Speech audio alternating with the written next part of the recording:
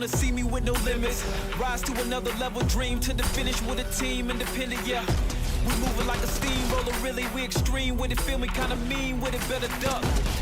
Are you ready for the rise? Are you ready for the rise? Are you ready for the rise? The rise will be televised. Are you ready for the rise? Are you ready for the rise? Are you ready for the rise? The rise will be televised. Are you ready for the rise? Are you ready for the rise? Are you ready for the rise? The rise will be televised.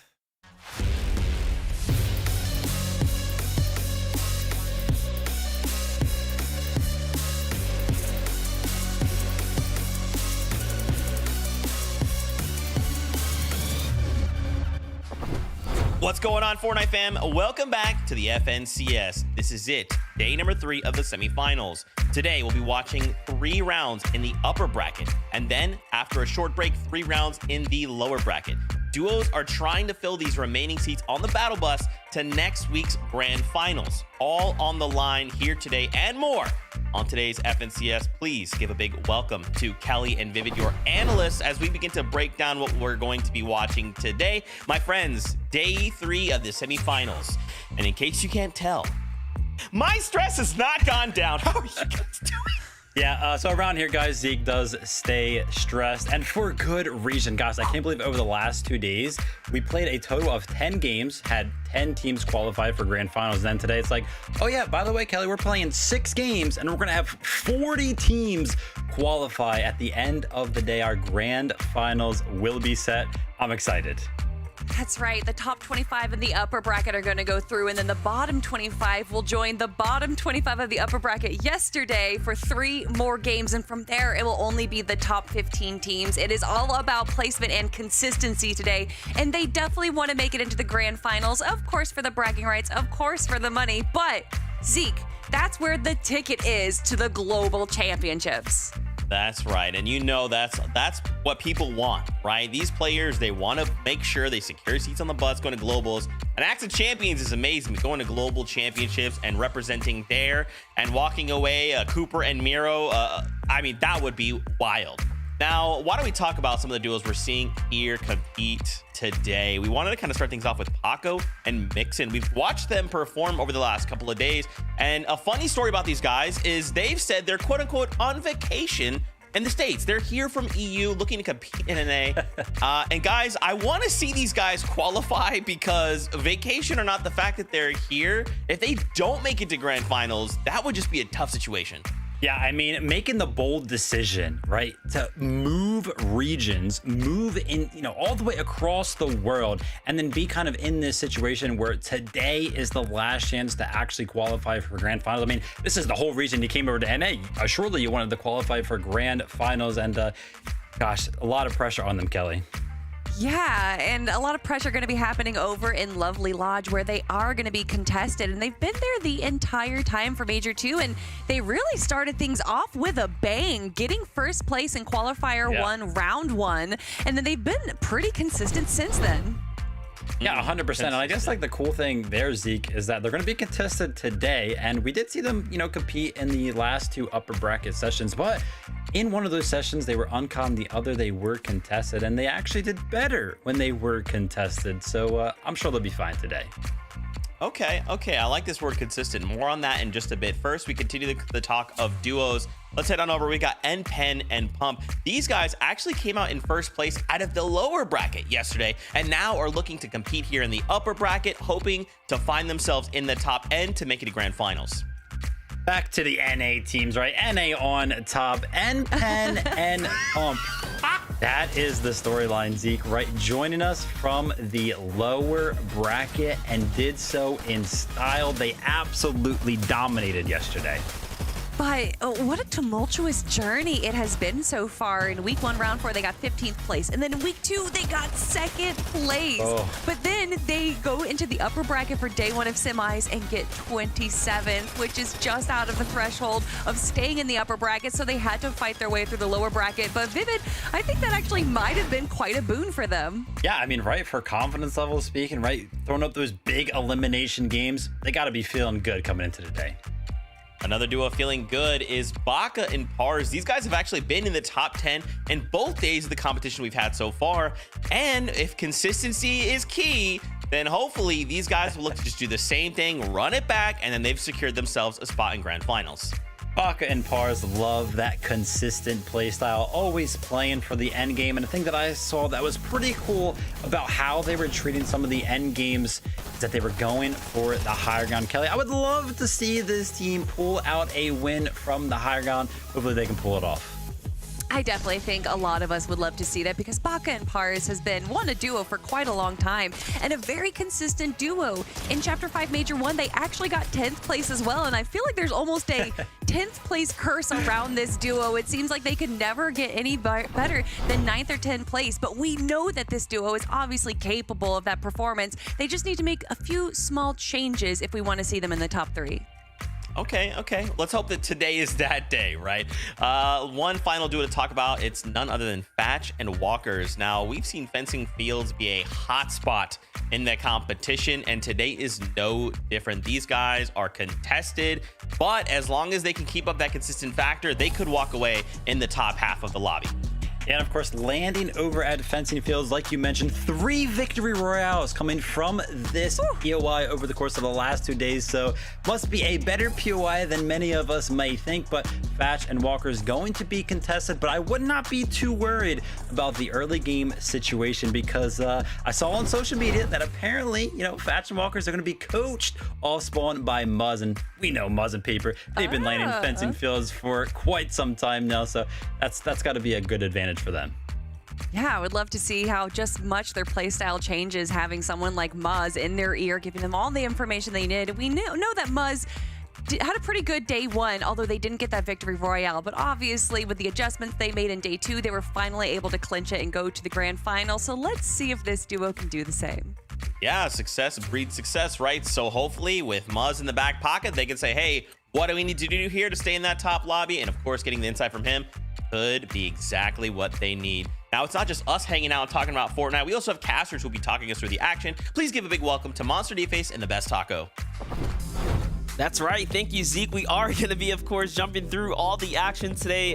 Taco, I'm looking forward to today's games because we have more to cover today than we have over the last 2 days. And more importantly, we're going to be going through somewhat of a different setting, right, for these professional players. Yeah, it's basically the last ride of semifinals, right? But keep in mind that for today's upper bracket, the 3 matches that are going to be played in comparison to the 5 matches that we were seeing over the course of the first 2 days of upper bracket, it's not a win and you're in situation any longer, but a victory royale with only 3 games on the line, it's pretty much a guarantee just about. So I do think the victory royales are still going to be really heavily sought after here. That's right. If you catch a win and you don't lock it in at that point, I mean, where did you go wrong at that position in the tournament? But with all that being said, I'm looking forward to what's going to happen here today, Zeke. So thanks for introing us. Hey, thank you guys so much. We'll be with you again shortly as we get ready for some of these games. Taco brings up a good point, though, because if you watched EU, Malibu and Merstash, they crushed game 1. And then that was pretty much it. They were locked in. Games 2, games 3, they were chilling. They were chopping down people's structures. It was a great time, right? It really does take one good game, and duos might find themselves a lock. Now, we kind of bring up this word consistency. You kind of hear us use it all the time, and because you have to be consistent if you want to perform well. So we looked at the first 2 days of competition. We said, okay, what are some duos that are performing kind of well? Well, let's look no further than Kanata and Cooper, who just dominated day number 1. Yeah, day 1, they got 3rd, 4th, and 2nd. And then they continued on that steamroll in day 2 with another 2nd place game. And when I look back on their games, there was just a word that really stuck out to me as to a key to their success. And that was opportunity. Not just realizing when an opportunistic moment came to them, but also realizing when a bad one was there as well. And just taking a look at game 1 that we got to see right here, you can notice that they're having a little bit issue with Storm Surge, and they take a rift near Rift Island. And look at this positioning. You can see they're literally on the edge of zone, and they notice that there's at least 10 duos to the west of them. So they box up and just watch all of the players raining down on them, Vivid. That is some free Storm Surge. Love the little trap, right? They know players are going to take that rift, and actually being below Storm Surge right there, taking advantage of that and getting some tags, so clutch. And speaking about clutch, Kelly, I mean, finding refreshes when you need them. Grabbing this elimination, noticing that it was a solo player. They even communicated that go on the aggressive. Cooper did go down, but then Kanata was able to grab enough to be able to make him go into a second place finish there. And clearly that did pretty well for them in day 2. Gosh, being inconsistent is so hard, you know, because you realize there's moments like that where, oh my gosh, they need Storm Surge, and then they find it. Oh my gosh, they need mats, and then they find it. And you know, that kind of reminds me of another team, actually. Another team that always clutches up. It's gotta be Clix and Epic Whale. But if we're talking about clutching, then we have to talk about what these duos do best, and that is solo clutches. Yeah. Regardless of if it's Clix or Epic Whale, they are somehow able to pull out everything they possibly can when they see their teammate go down. So I do want to look at day 2, game 1. We actually saw Clix going down a little early in 5th zone, and if Epic Whale fell at the same time, they would have gotten 35th place. But of course, Whale being Whale, the 6X clutches up and survives as a solo all the way until 10th place. Huge stuff from Epic Whale. Good on him to go ahead and clutch up those points. And hey, listen, those points are definitely going to matter today. It's good to see that they can, of course, solo clutch in the end game, but I know that the clutchness also happened in the early game. We saw an incredible run from Clix yesterday that everybody was just baffled by. Chat, if you could re-watch this VOD and do it from Clix's perspective, game 2 of day 2, I felt like I was watching a cartoon. A Dragon goes up against Epic, they go for the 50-50 on the shotgun, and Dragon's able to get it, eliminates him immediately, and then Clix, for the next 3 minutes, somehow is able to traverse Lavish Layer, shooting, juking, looting, and doing everything he can to survive, and then inevitably is able to get a few tags, get the card off of Epic Whale, and then survive until the end game. They get 3rd place after this play, Vivid. Yeah, awesome to see that both of them in different situations can actually be relied upon when it comes down to, you know, clutching up for some of their games. The fact that we only have 3 games in each of the sessions today means that every single one is going to matter just that much more, and the fact that they can kind of pull those situations out is going to be good going into today. And just one final game that I do want to talk about is the end game that we got to see for a solo clutch coming out of Epic Whale in game 5. Clix, we have to admit, sometimes players make mistakes and make bad moves, and that's exactly what we saw from Clix here, going into the engagement after his coach even called it out. But Epic Whale was able to play this so smart. He boxes up and rotates around them and then plays some of the sneakiest strats I have ever seen. Oh my gosh, we actually saw a couple plays yesterday where, you know, duos, teams, solos in this scenario, they're just sneaking around, crouching, and removing that audio from your competitors is so big. But speaking about quote unquote removing competitors, what about removing the people that are going to be contesting you? Clix and Epic Whale defending Lavish Layer yesterday, so today they're going to be uncontested, and I think that's going to be favorable for them. I think it's looking good. It's looking good, right? I mean, we, of course, remember, only have 3 games. So we just need one good game out of Clix and Epic Whale, which I feel like is doable, right? And for many duos, it's definitely doable. How do you guys feel about the competition? Because with only 3 games to go, as long as some of these duos are performing well, right? Even just off of a single game, they can look to kind of have that consistency, carry them onto grand finals. But there's only so many spots, Vivid. I'm pretty stressed, bro. Yeah, it'll be exciting to see how the games actually kind of develop, because I would imagine the first and second game, right, everybody's going to kind of be sticking to their game plan and trying to play for end game and pick up as many points as they possibly can. But then I'd kind of imagine that every single time the third game probably goes crazy. Like, we'll probably have like 10 height changes because everybody's like, oh, we don't have enough points right now. Let's go ahead and clutch up. And of course, one of the best ways to get as many points as possible is going to be getting the win. Yeah, definitely a bit beneficial there. There's so many ways that you can really find success in these games. And with it being only 3 games, they need to make sure that they implement those strategies pretty quick, because even though there are still 15 duos making it through the lower bracket later on today, they don't want to have to go through that gauntlet. Yeah, that's right. The current window to make it to the grand finals is like reasonable, right? It's like, hey, it's possible here. But if we push it to that lower bracket, that window gets smaller, and you have 25 other duos coming in. You're like, I don't even know where you're going. Are you contesting me? What's happening? It's going to change so much. So for a lot of these players, they really have to be on the ball here if they want to just keep the dream alive. And if they get pushed down to the lower bracket, man, oh man, is it going to get that much more difficult. It is that time though. Game number 1 of 3 is upon us here in the upper bracket. So let's kick it back to the casters to start things off. Yeah, you know what, Zeke, you made an excellent point there. I think today there's an argument that can be made, Taco, that this type of format could be more difficult than the last 2 that we've seen with the hard set lobbies.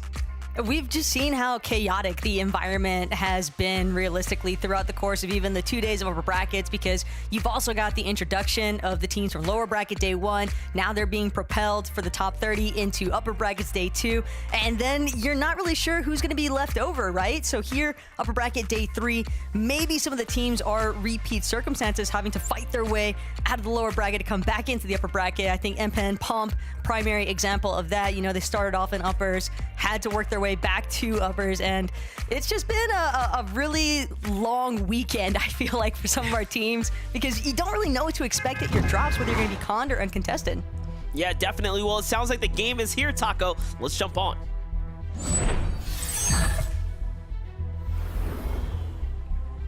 All right, well, the upper bracket game 1 is here. We're going to be looking at 6 games of Fortnite total here today, but of course we start with the upper bracket.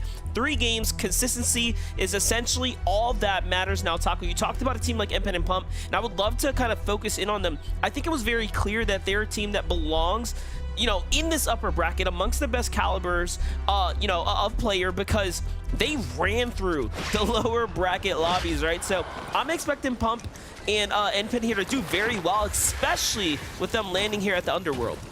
Yeah, I'm just going to expand on that even a little bit further. I mean, they were literally first place coming out of lower bracket day 2. They're basically treating the lobby like a Team Rumble playlist, man. It was kind of disgusting just what they were able to accomplish, but they are going to find themselves multi-contested over at the Underworld. Day and Source, I think, another one of those notable teams that could pose a pretty big threat for them, but as far as contested affairs go, Paco and Mixen also find themselves up against the likes of Zypha and Costa, but this could potentially be in Paco and Mixo's favor, because as Vivid already highlighted, their best performance so far this weekend actually came through that day 1 of uppers when they were heavily conned. That's right, because Storm Surge has been a bit of a difficult task for them to try to overcome this time around. It's just a calculation that they haven't quite found the solution to when they're not contested. So being contested here today, I mean, I like their odds. However, this game 1, I'm not feeling like they have the loadout to push this fight. Just from the brief glance that we have from Zypha and Costa there, they had full setups. I mean, Mixen's loadout looking a little bit tighter than Paco's, but if things don't come together, this could go bad pretty quickly.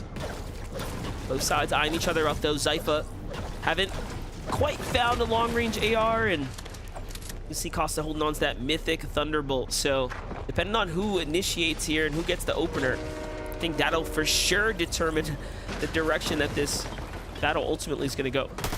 Was a little concerned initially for Mixen while he was along that actual beachfront here at Lovely Lodge, just because he was decently split from Paco, but it doesn't seem as though Costa and Zypha were able to get an idea about that. Still like this though, Mixen attempting to try and duke things out from the low ground. Costa knows that he's got Zypha as well, trying to hold on at low ground. That is going to force Mixen to reunite with Paco, but it's really only a matter of time, because again, MDF, you want to get that surge online, but also you don't want these engagements to extend for too long, because it just gives an open invitation for some of the teams. I'm looking more towards the likes of like Snooty Steps, for example, to potentially stroll their way on over and look to have a possible third party. Yeah, I agree with you. Third parties can happen everywhere. With the game kicking off though, already lobby starting to thin out here. Take a look at Mega and Users jumping in onto Thoric. Oh, with a big elimination right there. This teammate tries to come on through, and Users finishes the job. Mega almost sent to the lobby there, but they do enough to stay alive. Back on over to the Grim Gates. Pump and MPen have found their loadouts, and now they're on the move right here, looking for material to start setting themselves up for the mid game, and they're actually heading back to the Grim Gates. And it's quite interesting that they moved out, potentially chasing a team or a player out.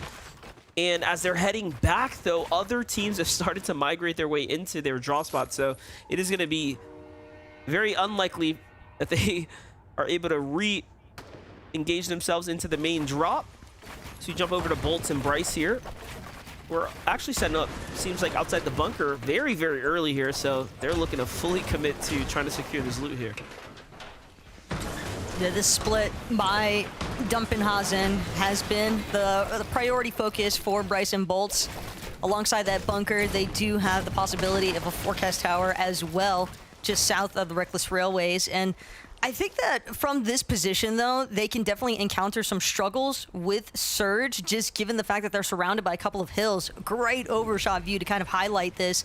They do need to be wary of that other team across the way that was starting to already base up around the forecast tower, Sieges and Carrot, because that'll probably be the first snag in Bryson Bolts' plan for this weapons bunker.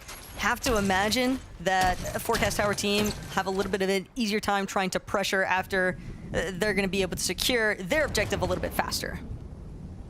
Jumping in with Edgy and Tavern now. Shots ringing in here from teams to the east. Tavern already at 2 eliminations with Edgy here, so they kick things off with the hot start here. They're looking straight up at the opponents inside of the base up top. Don't want to peek. See the confidence of them just to sit there out in the open. And the side ramps can tell them everything they need, so. Ooh, look at this. A fight breaking out right here between Clix and Epic Will. Looks like Epic's got things under control. Yeah, it's very common to see Clix and Epic venture towards Rebel's Roost, given that their initial drop over at the Lavish Lair, especially since today, they're going to be uncontested, so they are just attempting to generate Surge elsewhere.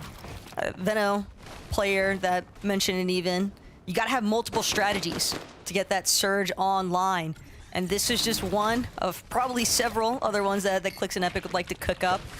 But again, Rebels Roost, definitely some familiar territory in terms of having teams stroll their way on over to try and third-party these circumstances. Epic and Clix are also a team that love going for the weapons bunker every single time it spawns nearby Lavish Lair, so they need that engagement and quickly if they're going to take it at all. Get a load of this from one battle to the next. Mega and Users already on top of a fresh team. It's PC, Specs here. A little bit split, caught between the two, and ooh, caught with a quick edit here from Mega down low. PC's got to be very, very careful right now. Mega and Users decide to jump on him. Could spell trouble, even with Specs above him. Very few duos can play split fighting. Let's see how it works out. Ooh, Hades Chain, though. That's definitely a problem here. You got to fight back, and they get deleted. Right as we talk about teams needing to, you know, stick side by side, PC comes in with the Hades Chain and just deletes them. Let's watch that back one more time, likely from the other perspective. PC, the double chain. You know, I was curious how the health went down so fast, and that makes sense. Well, the crazier part to me, though, is that Mega and Users already had 2 eliminations, and Mega, his mats were just so low. He had, what, I believe 18 builds at that point. And so it's kind of just, I don't want to say unnecessary, but it is a bit odd that they opted to still try and take such early engagements when they already had Surge online from those earlier eliminations instead of just prioritizing getting their materials up. But again, that's just the nature of the game sometimes. You can't always expect the fights that you're going to find yourself stuck in.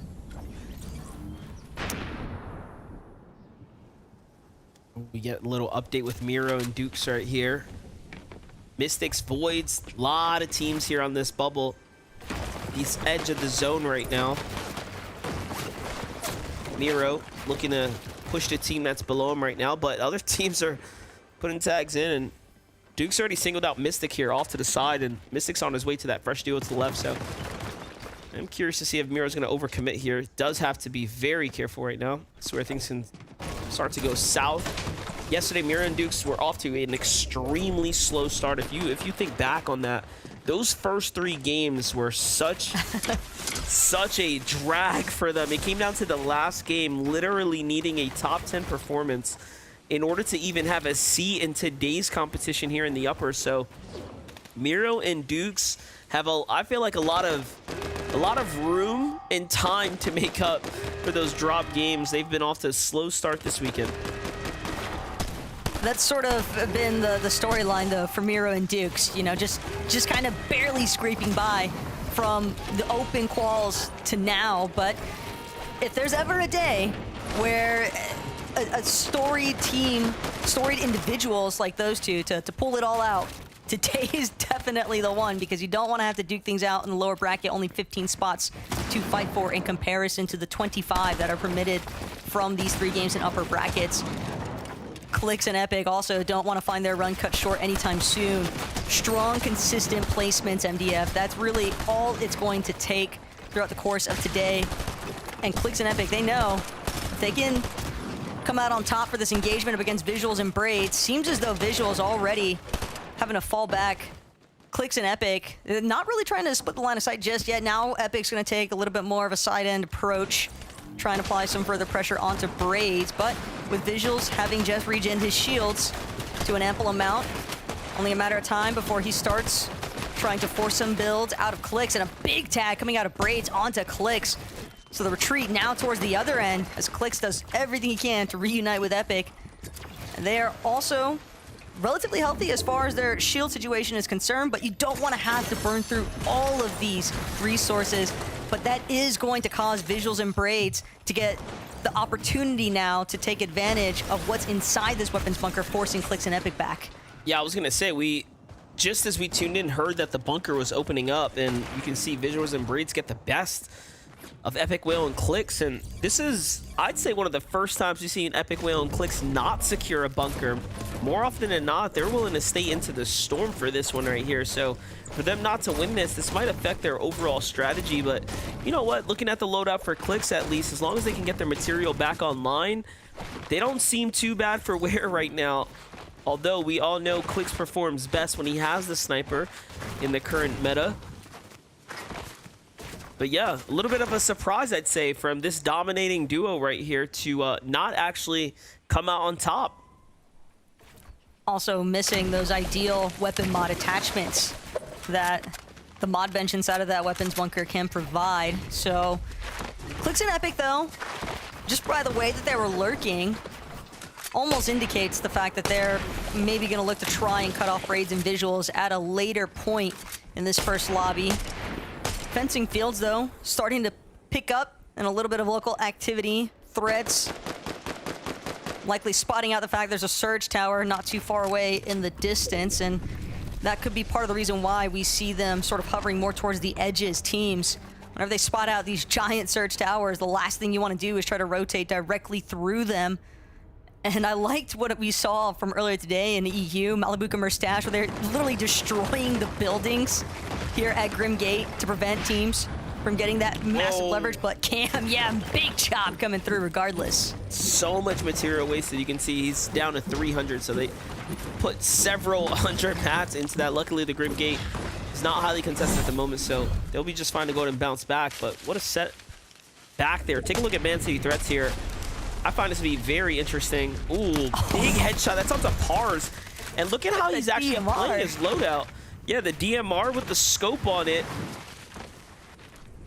does work. 102 for the bad peak there. GG's.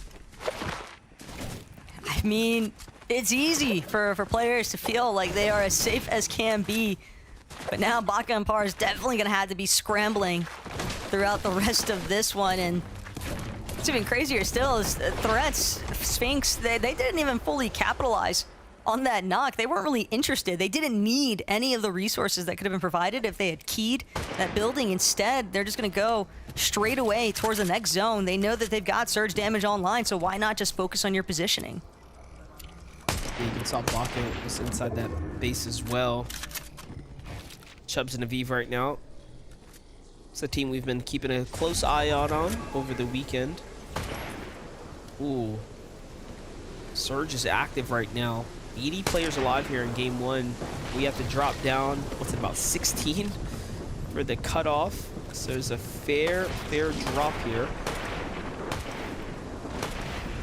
Now you're looking at 74 being the cutoff, essentially, of players before that surge threshold is going to fall off here in Zone 4. Aviv, though, Chubbs, getting some hello kisses from way outside of Lavish Lair. They've got to be careful, though, because they don't have as much shield resources to expend. Using their Flowberry Fizz this early on could be super problematic, especially having to expend these bananas as well, because sure, they're going to be able to immune the fall damage and everything else, but that's their heals, MDF. This next rotate is going to be pivotal for Chubbs and Aviv, because as soon as that Flowberry Fizz runs out, that low mobility could cause some real problems for their endgame. Not only that, look at this, having to dig into their metal and their brick here as well. This is not the time in the mid game you want to be expending these types of resources. A great tag right there is going to buy him a little bit of, you know, respect, if you will, from the team next door. But nonetheless, pretty bad spot to be in if you're Aviv and Chubbs here. They're also, you know, at the whim of the other teams to rotate first. Bach and Pars possibly will be forced to show their hand as well here. They're not looking too savvy at this moment. It comes down to overall damage or loadouts for that matter. There's a lot of room for improvement here, so I'm curious to see if Bach and Pars are going to go up to the Rift Island here. Well, if they want to brawl, there's definitely teams that are situated on top of this Rift Island right now. Look at that, what, like just 4 teams directly from the map, and that's not even considering the others that are kind of in these outlier situations like Baka and Pars hovering near the base of that Rift Island.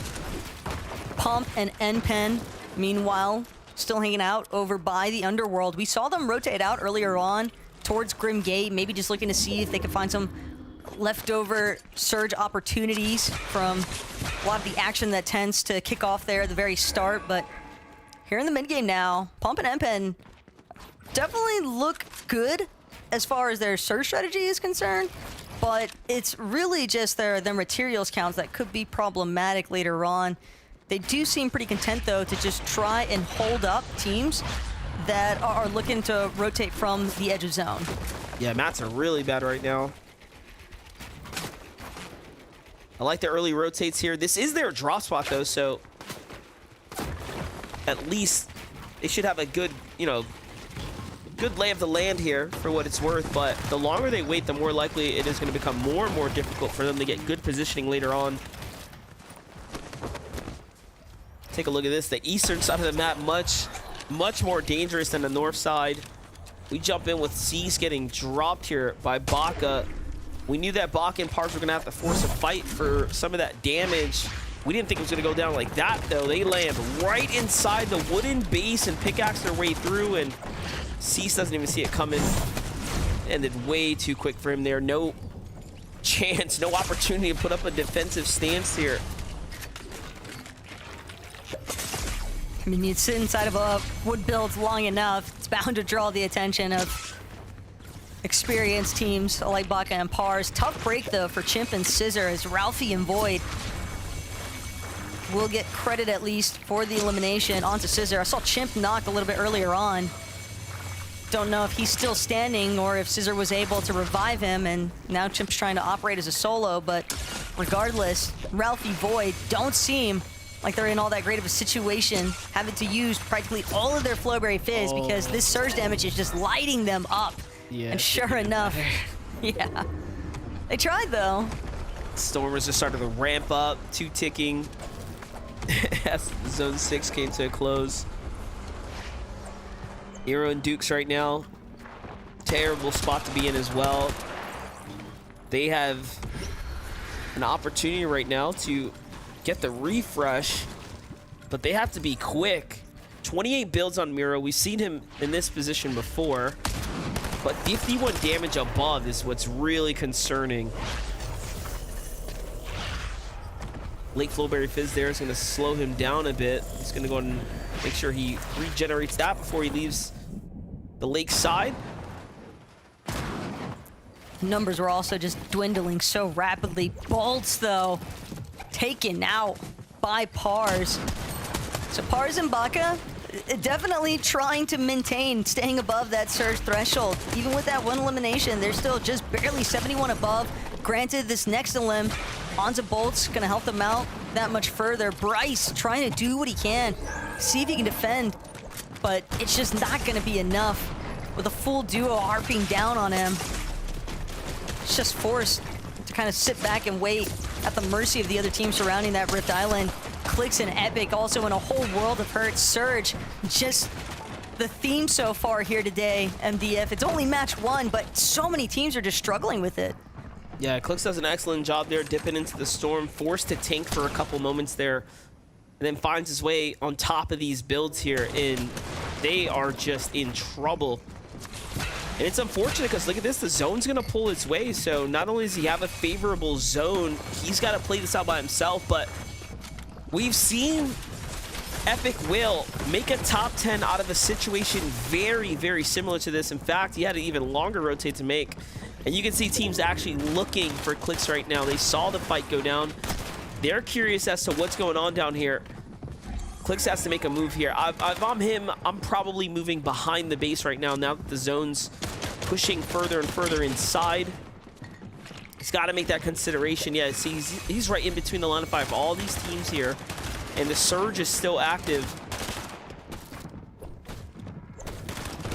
Once a solo has been kind of highlighted, it's just so difficult to actually try and break free. Clicks putting a little bit of pressure here actually onto Decay and Sigma, and it's the right idea. He's got to clear and make some space for himself, as well as just maybe try and take advantage of the fact that you might understand with so many teams nearby him, there might be teams on the other side of the walls there for Sigma and Decay as well, and Clicks just keeps getting the connections. Every little bit counts at this point. It's keeping him in the game right now, quite literally. 73 above. I saw a 60 tag. An SMG we know hits for like anywhere from 23 to 25, right? Just depending on how you're connecting. So these tags are so critical to his success right now. And he is just really outplaying that duo with the angles. So well played to Click staying alive here. He's going to make the placement points at least. These are things that matter right now. As we talked about, you have 3 games to stay in that upper bracket, essentially to qualify your way out of it and go to the finals here. It's not about anything other than staying consistent, and every game is so crucial.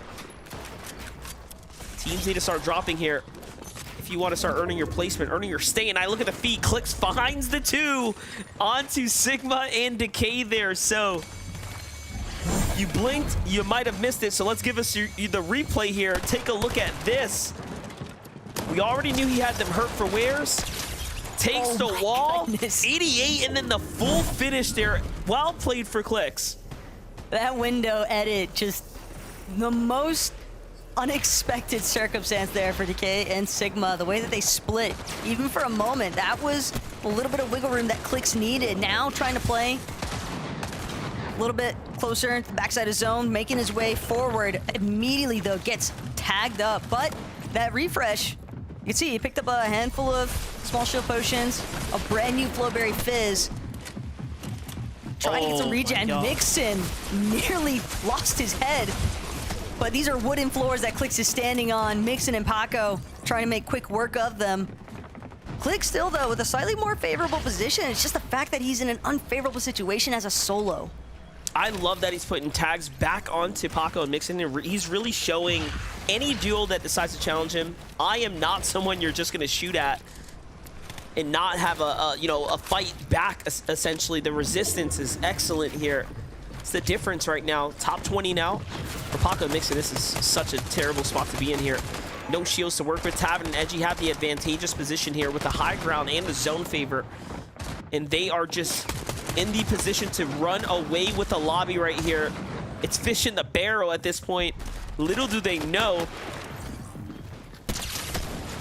Every second super precious though. Great shot right there from Clicks. The quick scope. But no, the tags come in from the low ground here. He's got to be careful. Little reset forced here. But Threats wants to fight in the storm, and This is just a worst case scenario there. If Threats just focused on the rotate instead, he'd be okay. GG's. Oh, that's the thing, is that Threats Paco finds himself getting eliminated there by a Minish, but the Threats got caught up. As soon as Clicks split Sphinx and Threats apart, he'd already played his Saboteur to their strategy as far as the rotations were concerned. Cooper and Kanata, though, these guys have been the embodiment of consistency all weekend long. All they really have to do today is replicate their performances in the first 2 days of Upper so far, because they've actually been one of our few teams in the upper bracket to get the most top 5, 6 total. Miro and Dukes still trying to make quick work. This is a crazy game for Miro and Dukes. The fact that they were so much in shambles in zone 7, and now they're at 6 eliminations and all the material, and then you kind of zoom out to high ground. Baka and Pars are set up for success. They're just continuing the trend from yesterday. They feel like they've been due for a win over this week, and they had high ground. They haven't been able to secure a win from it yet. This is by far the most favorable position we've seen them in. And then the low ground is just, again, more experienced duos here. So every layer has a juggernaut of its own. Edgy had 9 bullets, by the way. This is a little bit dicey for Edgy and Tavern. Cooper and Kanata, though, Visual is going to find himself getting eliminated. Nice 2-piece there from Cooper to take out Braids immediately after the fact, but that leaves Miro and Dukes as a potential power duo playing the low ground. They're going to find Victor some more materials, exactly what they needed, but Dorito just holding the line here. Dukes left to his lonesome after losing his teammate Miro. He's going to play the medkit for the time being, but the team on high ground, it's Baka and Pars. And they're doing a great job as far as materials are concerned until they run out of their final build. It was so close there, too. Dukes was almost just there in the nick of time, but B-Dog pushes the wall on Dukes and essentially sacrifices both of them. He wanted that second place. It looks like he earned something there. Dorito and Kobe, though. What? From the low ground. Delete Baka and Pars. They did not just do that. Baka and Pars had been holding height for like the last 2 zones, but that material count just dissipated at way too rapid of a rate for them to keep up with. But those angles from Dorito off the low ground, like you just said, MDF, it's incredible to think about the fact that they just had such a quick shutdown of Baka and Pars, essentially. What a devastating loss right there for Baka and Pars. Now, again, it matters, but in the grand scheme of things, it kind of doesn't, because you just want a lot of points. But if this is like a format like yesterday and that happens, oh, you're gonna lose it. Congratulations to Dorito and Kobe, who play excellently from the low ground there. You have to appreciate a good low ground win. We just don't catch it like that very often, Taco. Of course not, but at the same time, some of our other teams, notable mention, Dukes and Miro, top 3, the leaderboard looking kind of nice, so we got to see what Zeke, Vivid, and Kelly have to say on the rest. What did I just witness, Vivid? Dorito and Kobe from the low ground just lock it up. They say upper bracket game 1.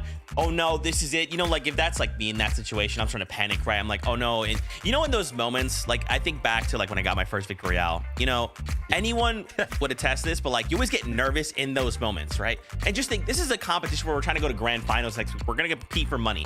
Kobe and Dorito, ice cold, man, from the low ground. That was crazy. I mean, blink and you might have missed it, literally, for me. I mean, I looked back, and Dorito and Kobe won? What? It looked like Baka and Pars were in a much more favorable position. They were, of course, on the higher ground, so a lot of people would say that, but this play, look at that. Getting the Flowberry effect to jump out, gain some height. It was all in sync. Both players of the duo spraying at the exact same time on the exact same target. Perfection. Something that was a bit unique, though, was that Kobe there in his loadout had 5 weapons. And then I guess if you're not going to go for the heal off, although his duo mate did have 2 fizzes, might as well stock your load up with a bunch of guns. That's right. No heal off, just weapons. We're gonna make sure we have weapons galore to make sure you cannot go to heal off. That was crazy. I don't know that we've seen a win like that specifically, right? Utilizing the flow berry to get height like that. Suddenly you're just like, you're not supposed to be here. What is this crazy angle? I definitely as well thought Baka and Pars, you know, they were gonna walk away with it. So well played from Dorito and Kobe. Now, of course, as we go back to Baka and Pars, a second place, this is really big, especially when we're kind of talking about consistency. This performance may have just locked them in for grand finals. You know, there was somebody, I won't name any names, might rhyme with livid, but they kind of Kelly. called out that they want, right, yeah, Kelly. They wanted to see Baka and Pars on the high ground today because, hey, listen, you know, I was liking how they were looking yesterday when they played high ground. Boom, we see them on the high ground again today. It looks like they had a lot more control. They actually kept it this game, which is great to see. We're able to apply a bunch of pressure. And Kelly, I'm noticing something though. As we're watching through some of these highlights, right, while they're looking down on the rest of the lobby, everybody has like 20 white HP, which means to me, everybody is playing that consistent game, and everybody's doing so by playing the Storm. Yeah, and their angles that they had there from the high ground was definitely indicative that they knew that there was just going to be a lot of chaos going on in the low ground, and that's definitely what we got to see there, especially from the likes of Dukes and Miro, who at one point, I think Miro had 5 eliminations before he went down. But something that was a little risky, and I think something that NA has been conditioned for, is that we didn't actually see too many height steals there, and you could see from that play that Baka and Pars didn't even really look for people trying to ramp up from behind them, which is the typical way that we see height steals happen in this most recent major. So I felt like they were a little confident, and it worked out for them until it didn't, with Kobe and Dorito grabbing 11 eliminations and a victory royale. 109 points is a pretty good way to start your semifinals upper bracket day 3. Absolutely. We talked about another duo there. In 5th place, Kanata and Cooper at the start of our show.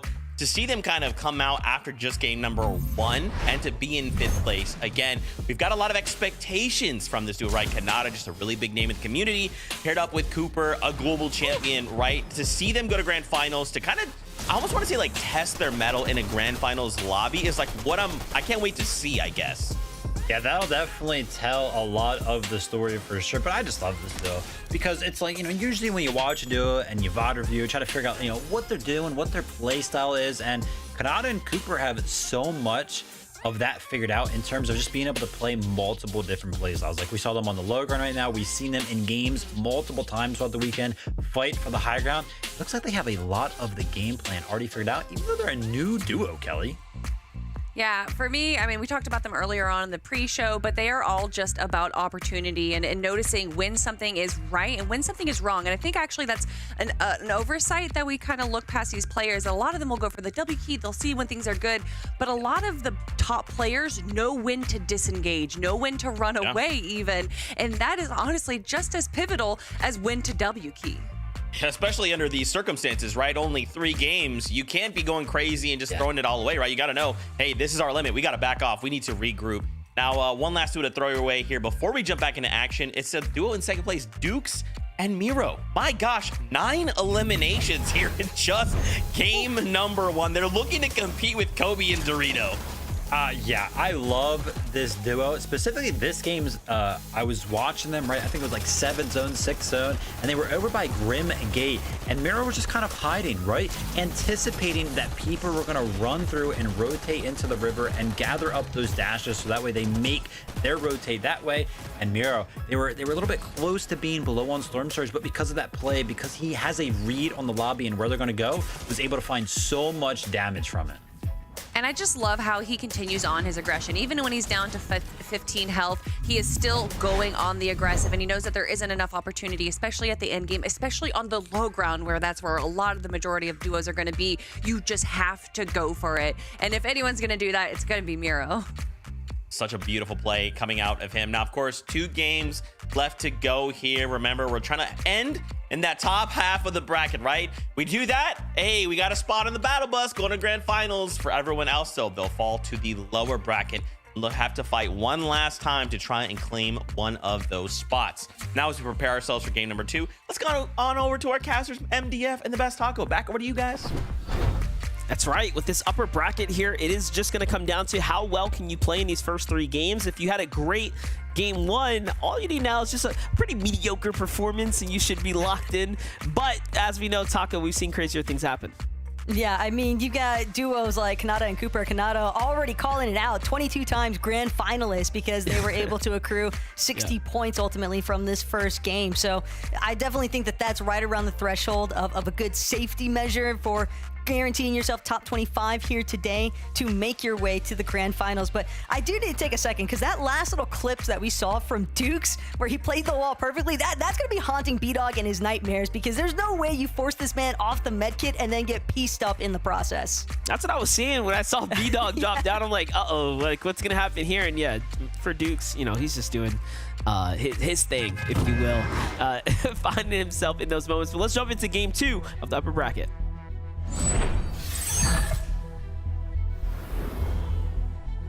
Alrighty, here we have it. Same lobby, same players. The story continues. Who will end inside the top 25 to jump your way out into the finals, and then we'll start putting our lens towards that lower bracket. This is going to become more and more of this theme and the story of today. Can you play consistently?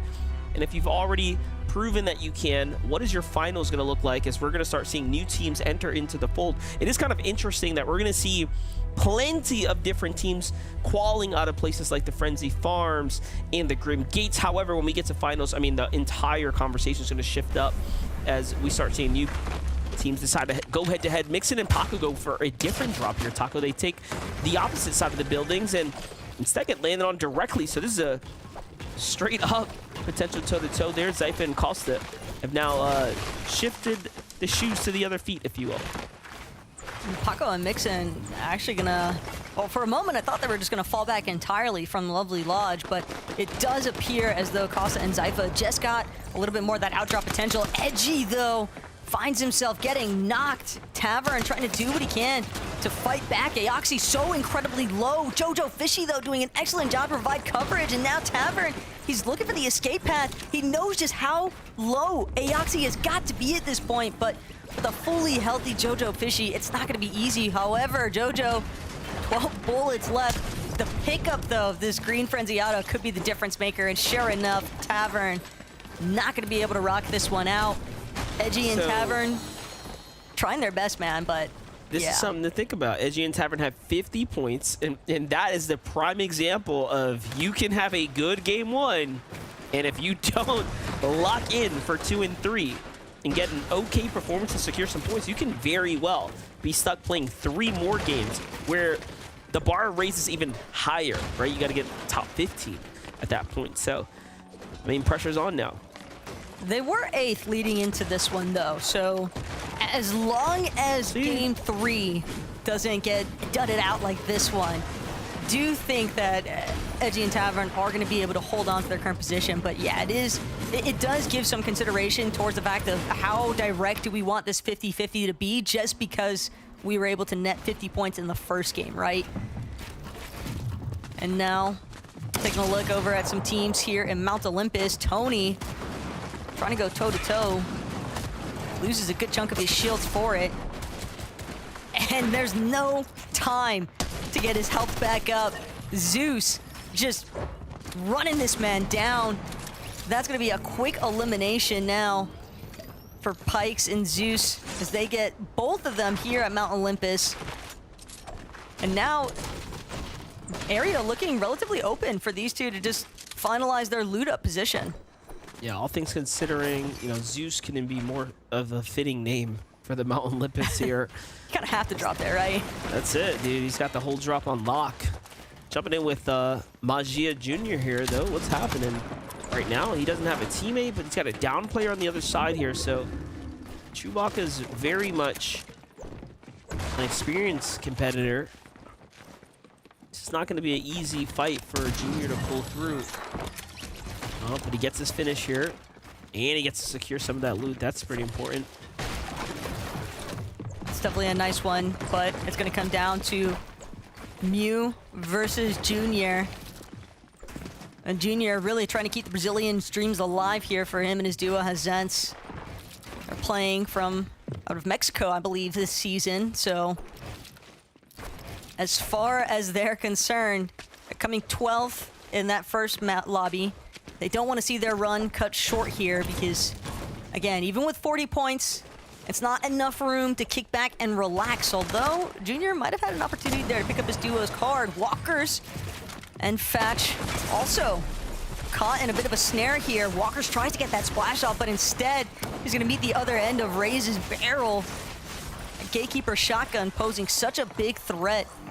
And Raze, he's actually going to opt to just try and go for the immediate revive here. Walker's a little bit too low, but he doesn't want to allow this to go for free. That's a great tag here. I'm a big fan of Walkers and what he's capable of when it comes down to these fighting type clutch up moments, but when you have a third party like this firing in with those mythic waterbenders, I mean, what can you really do? Walkers needs to find a new angle here.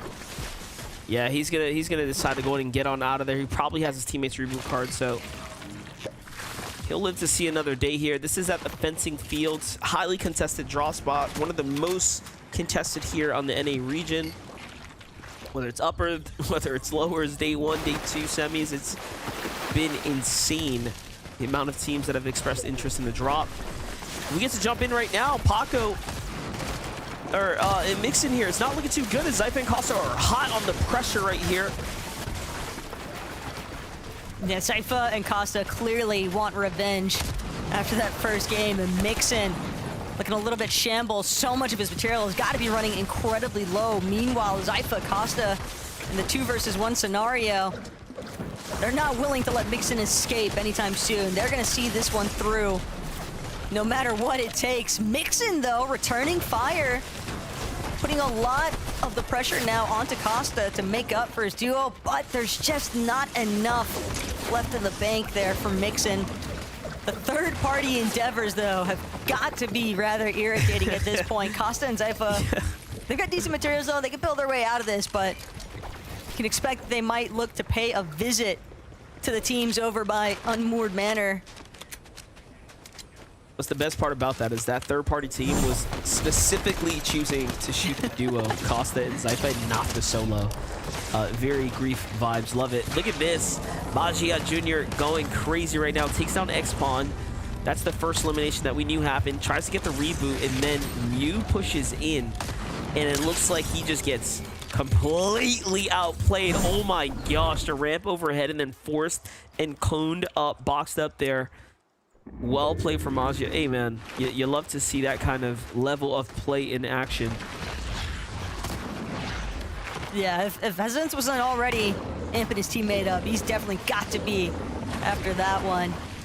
Just an excellent job to try and maintain their focus on recovering some resources, recovering some materials, and focusing one more time on those placements. You know, another 40-point match on that leaderboard to elevate them towards that 80-point threshold range would be relatively safe. I believe in EU, the cutoff ended up being 88 points. So a lot of these teams definitely just going to keep the focus going in terms of placements outright. Pump with this waterbending mythic, man. It has certainly been a hot priority or hot commodity throughout semis. Yeah, I was about to say, you know, I'd get my 80 and just log off for the night, but that wouldn't actually cut it. It might be really close. Duke Samiro here at 88. That's the exact threshold that we're likely thinking is going to be the cutoff point. So any eliminations here should lock things up. Miro's going to find the full finish onto one of the 2 opponents here. Dukes is still on the hunt, though. They do know there was one here, but no, actually, that was the full finish there. Let's take a look at Costa really quickly, though. Oh, Walker's trying to make it to the reboot van after he disengaged. Costa and Zypha get in here. Man, Costa and Zypha are on a tear right now from the south side, cleaning up, Mixon and Paco there, straight into Walkers, who was just trying to get a pickup, so badly timed. They're not the only ones encountering some pretty heavy difficulties here. Pikes, wow, just shredded by that epic Ranger pistol. Els and Hades reaping the full benefits. 4 bananas as well. That's a pretty impactful amount of bananas, especially coming out of Brawler's Battleground. They'll be swift with the rotates, I'm sure. And they can also play a little bit more of the Storm. We've seen teams already here today opting to play from deeper inside of the zones, willing to take some of that earlier Storm damage, since it's not as threatening when it's in that 1-tick, 2-tick threshold. But Still want to be careful. Still want to keep your wits about you. That seems to be the case here as well for Clix and Epic over by Lavish Lair. Got a couple of teams drifting over from Rebel's Roost, and Clix also very wary of Braids and Visuals inside of their Surge base.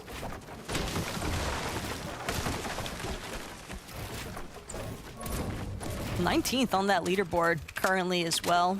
24 points, and considering how first game ended up for them, where Braids and Visuals were actually able to bully Clix and Epic off of the weapons bunker, Braids and Visuals definitely trying to pose a big problem for all of these teams inside of Lavish Lair. They will eventually have to rotate from their Surge base, but the fact that they built up this tower in the first place, it's a great way for them to basically measure where teams are rotating from, if anybody else is going to be coming from that northwest side of the map. But they will eventually have to give up this positioning and move inwards.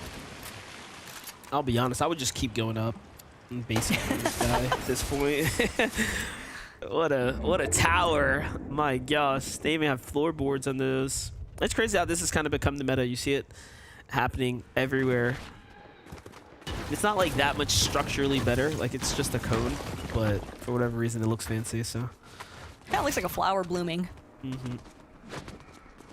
Take a look at Kanata and Cooper right now at the edge of Groom Gate, so the zone's already pulling his way. We know Npen was lurking nearby earlier as well, who had just picked up a couple eliminations. Talk about these big bases. You have Kanata inside of one right now as well. Looking for anything that's going to be moving here, but very, very unlikely given the major cities nearby.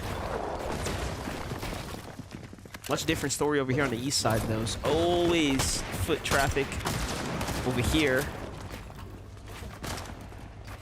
I actually think it's Sphinx and Threats, though, who could profit the most from this. They had a bit of a surge tower that they built up just north of where this little skirmish is taking place. So Carrot, Sieges, Easiness, and Na'Vi, they've got to be real careful about where they choose to take their fights, because if the wrong wall gets edited or removed and they find themselves with an open line of sight, Threats and Sphinx are bound to take full advantage of it. Just get some tags in the process, and the resources, material count already falling relatively low here for Carrot. Trying to do what he can to force back Easiness and Na'Vi. Na'Vi with no shields, though. If Carrot sees any white tags onto Na'Vi, that might be the opportunity to key, but instead, Na'Vi finally finding a moment to breathe. Some Chug Splash is going to come out. But just how many Chug Splashes do Easiness and Na'Vi have realistically? Because this brawl has been going on for a decent amount of time already. Yeah, definitely a big standoff here. You have Threats firing up in the sky right now. What's going on here? Is he looking at the Rift Island and someone potentially rifting? Oh, he sees a player way off. Now you see why the angle is so high. It's a player in a big base on another mountain across from him. Threats trying to focus on that bullet drop off as well, where he's aiming that DMR. It's come relatively close a couple of times, checking bushes as well. Just scoping out the entire vicinity. Wants to fully ensure that he is well protected, but also still maintaining the necessary surge. Heard a little bit of a crack there. Sphinx is all the way on the other side as well, so a lot of focus there on the idea of trying to find damage right now. Rift Island's going to go ahead and appear here. Aviv and Chubbs are going to be the first to secure the location.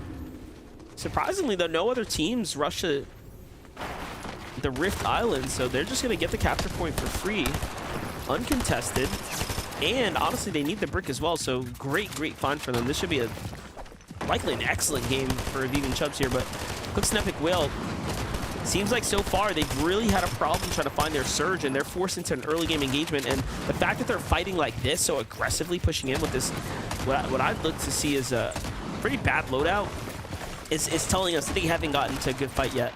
And they recognize, even before any warning come out, that they need damage, they need eliminations.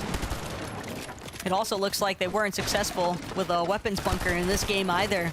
Yeah. Based on this loot. Npen, though, could be in even more dire circumstances than Clix and Epic. That HP falling incredibly low, and again, as you already pointed out, Epic and Clix, they are playing dummy aggressive right now. Like, they want a refresh, but they really just want the damage. They're clearly also hoping that if they're able to eliminate a duo or a solo even, that the loot off the body would maybe give them some slight upgrades here, because a great Thunderburst is not the position you want to be in, departing from the mid-game towards the late. This is smart. The early rotate, when they knew NPen and Pump were already hurt, they just left them there in a storm and then cut them off. NPen and Pump, though, also smart. No better than to go straight to the zone.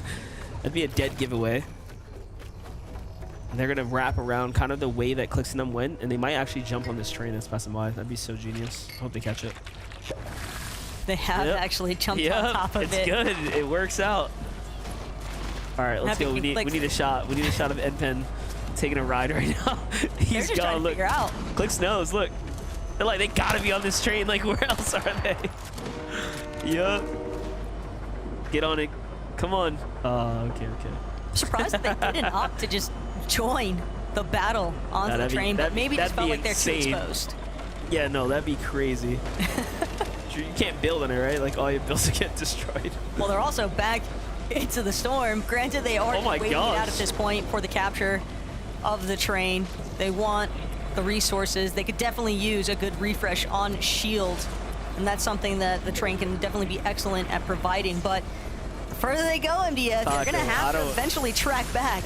I don't know how I feel about this anymore. This is a long ride here. Jump off, brother. Go. Some weapon upgrades. Not sure this is worth it at this point. Look at the map. Look at the map. They're in the top left.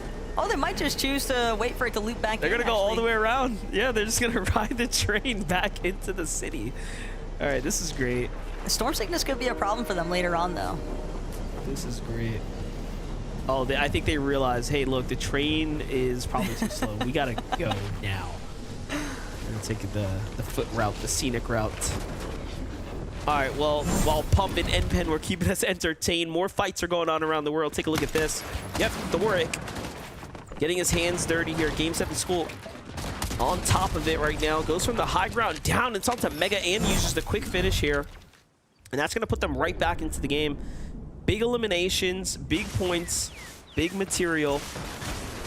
And then you have Clix and Epic Whale. They couldn't find NPen and company, so they find another team in the Storm, and this is great for them right now, as they absolutely needed this damage here. Look at how they went from -70 to well above 200 on the Surge. That's okay for now, but they will for sure want to finish a second player if possible. Clix also definitely needed a big refresh on his resources in general, taking full advantage of everything that was just dropped. Aoxy tried to do what he could at the end, but just too much pressure being applied from Clix and Epic. It's about what you'd expect, though, from a desperate play. Desperate times call for desperate measures, man. And in the case of Clix and Epic, you already know the Clixers are going to be very happy to see them walk away from that one. Big fan of what we've been seeing out of Kanata and Cooper so far. The consistency is one to admire. All above the Surge as well. They just seem to have everything on lock right now. They're finding their tags. They're making their way to endgame. It's like they're playing a completely different game. Because even when you weigh their performances across other very notable, very, very excellent duos, they're just apparently better, more consistent. Their entire strategy, rock solid. Speaking about those types of duos, hinting at Dukes and Miro's underperformance, but right now they are flying quite literally. 6 eliminations, much earlier than we've seen before, and this is the pop-off game they've been looking for. Oh my gosh. The chains of Hades players, though, man. Merciless so far, but Dukes is just better, man. That's really all it comes down to. Massive moment there. Granted, Dukes and Miro were already looking pretty set as far as qualifying to grand finals off of the points they were able to establish in game 1. They were second on the leaderboard after all, but hey, why not just remind everybody exactly who you are on NA, because Dukes and Miro is certainly two of NA's finest as far as competition is concerned, and they are proving it here today. Epic Will and Clix not content with their current situation, their material status, trying to force another fight here. And I do mean force. They are literally picking players of full box builds. They don't care. They're trying to see what's available to them right now and get how much it costs them. A lot of HP, a lot of shields here coming out the zone. Down to the wire. Here we have a comeback in Convict right now. 3 elims so far, not bad. Zone's right in front of them as well. Seems like Chronic's just waiting for a team to come running out from under the bridge. Given that a lot of congestion is definitely starting to pool up in the higher side of the bridge, but good light up in the sky. No rotation is safe at this point. And now, come back in Convict. Gonna catapult themselves a little bit further, make sure they kind of hover more towards that front side of the zone. And just looking back constantly, wanting to ensure that they're kind of controlling how the lobby actually is able to rotate. 4 elims now. They get that refresh they were looking for. I'd say it was worth it. Look at the material count now. Clix and Epic Whale sitting very comfortably. However, they do not have that much damage. Even with all the action we've seen them take and fight and play through, they've just found eliminations clean outright. They haven't really tagged players. They haven't really been able to get situated and start, you know, to take the lead, if you will, on the surge thresholds. But luckily, this lobby's cutting down pretty quickly here now. It's not going to be a problem for the time being. Bryson Bolt's on the move right now. Blueberry Fizz keeping them on a quick rotate here. They're in position on the side of the mountain. Not quite safe just yet, but no one is.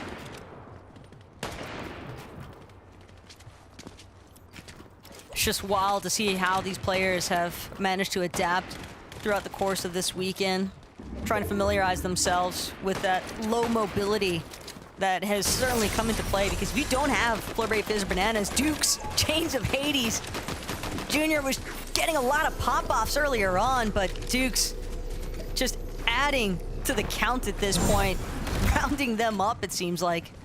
He's figured it out, man. This Chains of Hades right here. Look, no shield, no health, nothing to work with. So, you know what?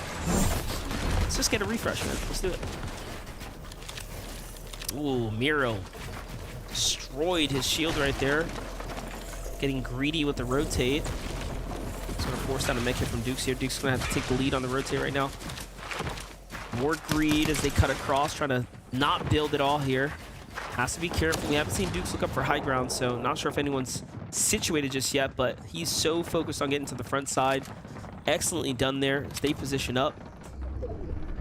And it's Cease and Jack who might have the highest opportunity for height, but no, Decay and Sigma waste no time securing high ground there. The hesitation set in the lobby, and they just jumped up for it. Everybody kind of just making that note. A little subtle one in the back of their minds. Kanata, another player, is always going to be adamant about who's on height when, because you know that Kanata and Cooper are just waiting for their opportunity to strike. They're trying to maintain this secondary height layer. They're not really in any sort of rush in comparison to a lot of these other players who are just barely above that damage threshold. Might be a little bit more in a panic situation in terms of staying ahead of the zone, trying to get better positioning so they can tag players coming in from behind. Chimp and Scissor looks like they've caught wind of Threats and Sphinx on the rotate. Likely only a matter of time before they start to apply some pressure. And now Kanata, Cooper. Break this. They don't care about breaking it though. They're just gonna stay directly underneath. Kanata still not gauging that the time is right just yet, but Threats and Sphinx have worked their way up now to the mid ground. Still room though for Kanata and Cooper to operate in. Mira still alive as well, taking the front side of the rotate here. Duke swings around the back, and there was a player on his edge there, clips him. 9 eliminations for Dukes and Mira. The last 2 games, they have started to really turn online here. Taking a monstrous lead as far as eliminations are concerned to the rest of the lobby. It hasn't come without its troubles. Their early game still needs a lot of work if they want to perform well towards finals. Sphinx and Threats get taken on the mid-ground, so things didn't go their way. Meanwhile, Clicks and Epic Whale at the front side of zone here. 4 Elims making up for that shortcoming last game, that top 15 performance here. Already trending their way up towards the top 10 potentially here as Dukes and Miro keep ripping through the mid-ground of this lobby here. Almost out of mats, though. Forced to get into another fight, and they're just continuing the press here. Why not? They're healthy.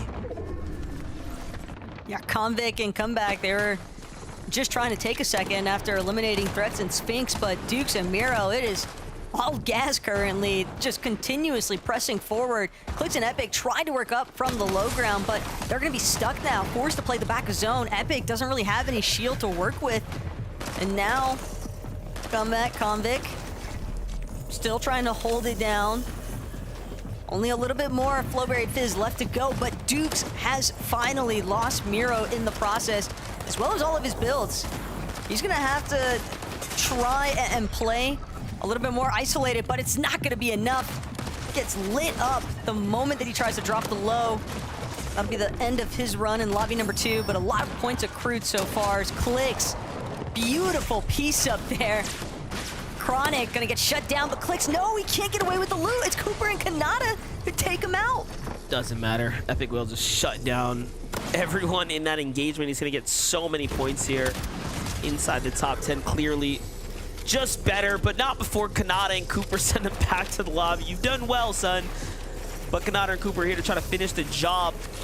We already knew Sigma gave up the high ground. They started to run out of material. They committed so much to try to secure the dominating angle. However, how far did that get him? Yeah, just 10 HP in a dream at this point. He is going to be forced down. This should be all she wrote for Cooper and Kanata. And they close things out, and they finally secure a win this weekend. Yeah, as already touched on in first match, I mean, these guys had 6 top 5s throughout the course of day 1 and 2 upper bracket. Here today in number 3, they find their Victor Royale monster.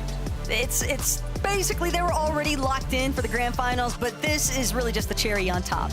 You know, it was just about time. It was a matter of time, but it kind of shows you what happens when Kanata and Cooper had the pressure released off their shoulders from their game 1 performance. They played well, and all of a sudden they came in, they're like, oh yeah, we got this in the bag. No pressure, no sweat. We all know Cooper plays much, much better once he finds his confidence. So this could be truly setting him up for great finals, and that's really all they needed this weekend to kind of solidify their new legacy, if you will, with this fresh duo right here. So well played for them. They end up cleaning up house in the end there, and they pick up the Victor Royale here for game number 2. Kanata and Cooper are going to the finals, confirmed. You saw it here first, Taco. Yeah, it's got to be an awesome feeling for both Kanata and Cooper. Kanata especially, though, 22 times of grand finals locked in. What an amazing feat to accomplish. But Zeke, Vivid, and Kelly, what else have you got for us? It happened, everybody. It happened. All right, we can take the script, and yeah. So game 2, I did see here it says Kanata and Cooper did win. Congratulations to the duo, finally, quote unquote. Just kidding. The script said it all. Wow. You know what's super interesting? MDF said this could be the start of a dynasty or a legacy sort of situation. That would be kind of crazy, huh? To have Cooper and Kanata go on to grand finals next week, win and or qualify to global championships. Is this the beginning of a new era, so to speak? Gosh, I actually love that point, because that's something that we don't necessarily talk a lot about when new duos form, right? How long is this duo going to be together? It's going to be for like years, like some of the other big names that we had for years. And honestly, listen, this duo is looking extremely, extremely good right now. I mean, I mentioned it multiple times. Every single play style looks like they can play it in the end game. You know, their ability to box fight as a duo just seems so strong. They can constantly find refreshes. They keep themselves alive. They look really strong. They do look really strong, but to speak on your point, we've seen duos literally win global championships, perform well in Major 1, and that doesn't stop the snakening just yet. So I don't know if that's ever anything that we can fully predict. But what we can predict is that Kanata and Cooper are going to be making their way into the grand finals. Going 5th place into a victory royale for this day is exactly where they want to be. And honestly, a lot of the duos that we're watching in these games, even though it's day 3 of the semifinals, I feel like we're watching a portion of the grand finals already. They have to treat it that way, right, Kelly? They have to. This is kind of practice leading into it. And especially under the circumstances, what better way to kind of like almost artificially put that pressure on, right? Hey, if this was a grand finals lobby, we have to perform well. And if we want to make it to grand finals, we have to perform well here in these 3 games. So I love that you bring up that point. This is such a nice little sneak peek into the future that could be grand finals. We'll have the standings for you guys in just a moment. Only 1 game left to go here in the upper bracket. If you're just tuning in, you missed only 1 other game. We have 1 more left to go. And basically, we're looking to end the day in the top half of the lobby to move straight through onto the grand finals. Dukes, Miro currently sitting in that number 1 spot. I mean, these guys have to definitely qualified. I mean, yeah, they're definitely qualified already. So I'm sure in the 3rd game, they'll probably just go ahead and have some fun. 3rd place, 8th place, combined 20 eliminations. Nope. Hey, listen, they're playing very, very well right now. Yeah, the absolute aggression that we are seeing coming out of Dukes right now on the extreme low. I think a lot of the players that we saw in that last game actually avoided staying on the extreme low. And you can see a lot of people kind of just building up one single build ahead. And I think that is literally to avoid Dukes and Miro in this game. They were on a tear on the low ground. Something that I've noticed, right? Of course, we have Dukes and Miro, and we were kind of just watching Kanata and Kuba right there in 2nd place right now. Both of those teams and both of the games that we have watched so far are actually playing layers that are kind of closer to the lower ground, right? Like neither of these duos are kind of playing for the height or the high ground, and both of them finding themselves at the top of the leaderboard. So maybe something to think about when considering who's going to do well.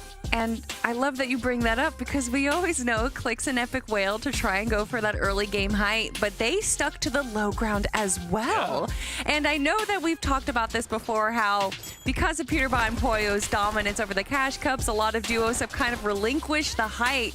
But I'm interested in to see if more duos in this final game for the upper bracket semifinals are going to kind of stick to the low ground. Yeah, and I'd love to know how much total damage Flex and Epic Whale took from the Storm this game, because they were in the Storm for a large majority of it. I mean, even throughout 6 zone, right, 2 tick, and then it became a 5 tick, and they were still in the Storm, kind of fighting. They were behind on Storm Surge, but all the way out there managed to find themselves a box fight that they won. So this game was actually incredibly crazy for them to actually make it as far as they did, all things considered. So shout out to them for kind of clutching up in that regard. 4th place, they're probably qualified as well. Duo is so incredibly resilient. Now, as we flip on over, kind of take a look here toward the bottom 20 of the top, well, the top 20 rather, I should say. Trying to keep ourselves up here. We see 44 points by Aviv and Chubbs with only a single game left to go. We need that consistency to come back in full effect just to make sure we stay in that upper bracket. 40 points is the cutoff. And listen, we talked about it already. Going into game number 3, all of the teams that are not in the top 25, they're going to want to go crazy. They're going to want to get as many points as they possibly can. I'm expecting this game to be a little bit more wild than the other 2. And the leaderboard might be wild if EU is any indication of what we can expect. There was literally a 3-way tie at 60 points for that 25th spot. So we might get a little of that in NA. And we know that if that's going to be the case, if it's going to come down to a tiebreaker, then they want to go for those eliminations. They want to try and potentially get anything they can to break that tiebreaker. Interesting. The stories here in NA quite crazy, and don't think we didn't see it there. The first 2 duos in first place, your global champions, 1st and 2nd respectively. So man, it's going crazy in NA. But as our friends just said, 1 game left to go in the upper bracket. Who moves on the grand finals? Who falls to the lower bracket? It's time to find out. Our casters, take it away. Yeah, that's right. This is it. If you're in the upper bracket, hopefully you've had a chance to actually earn yourself a strong foundation, because right now, like we talked about, Taco, I think Vivid's right. These games are going to get wild for anyone that has to really push themselves over the limit. Yeah, I think we're looking more specifically towards those teams that are just outside of that 25th position on the leaderboard, because keep in mind, it's the top 25 that will find themselves locking in for the grand finals, and everybody else is going to have to play with the lower bracket. So let's find out who makes it in game 3 of the upper bracket.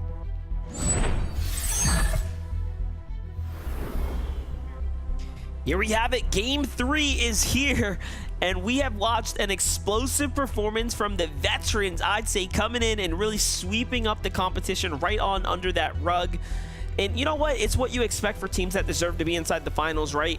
The way that the format tends to play out, it does skew towards teams that, of course, can win games. However, there are dominating teams in here that were just inevitably gonna play well, and we're seeing just that happen here. Talk about, you know, teams that are playing pretty okay. I mean, Diminish and Cam are doing all right, but they will have to perform much, much better if they want to see themselves all the way through. Tavern Edgy as well, we talked about them falling in game 1 at 50 points. And this time around, Edgy actually gets the drop here on Aoxy, so making up for lost time from game 2.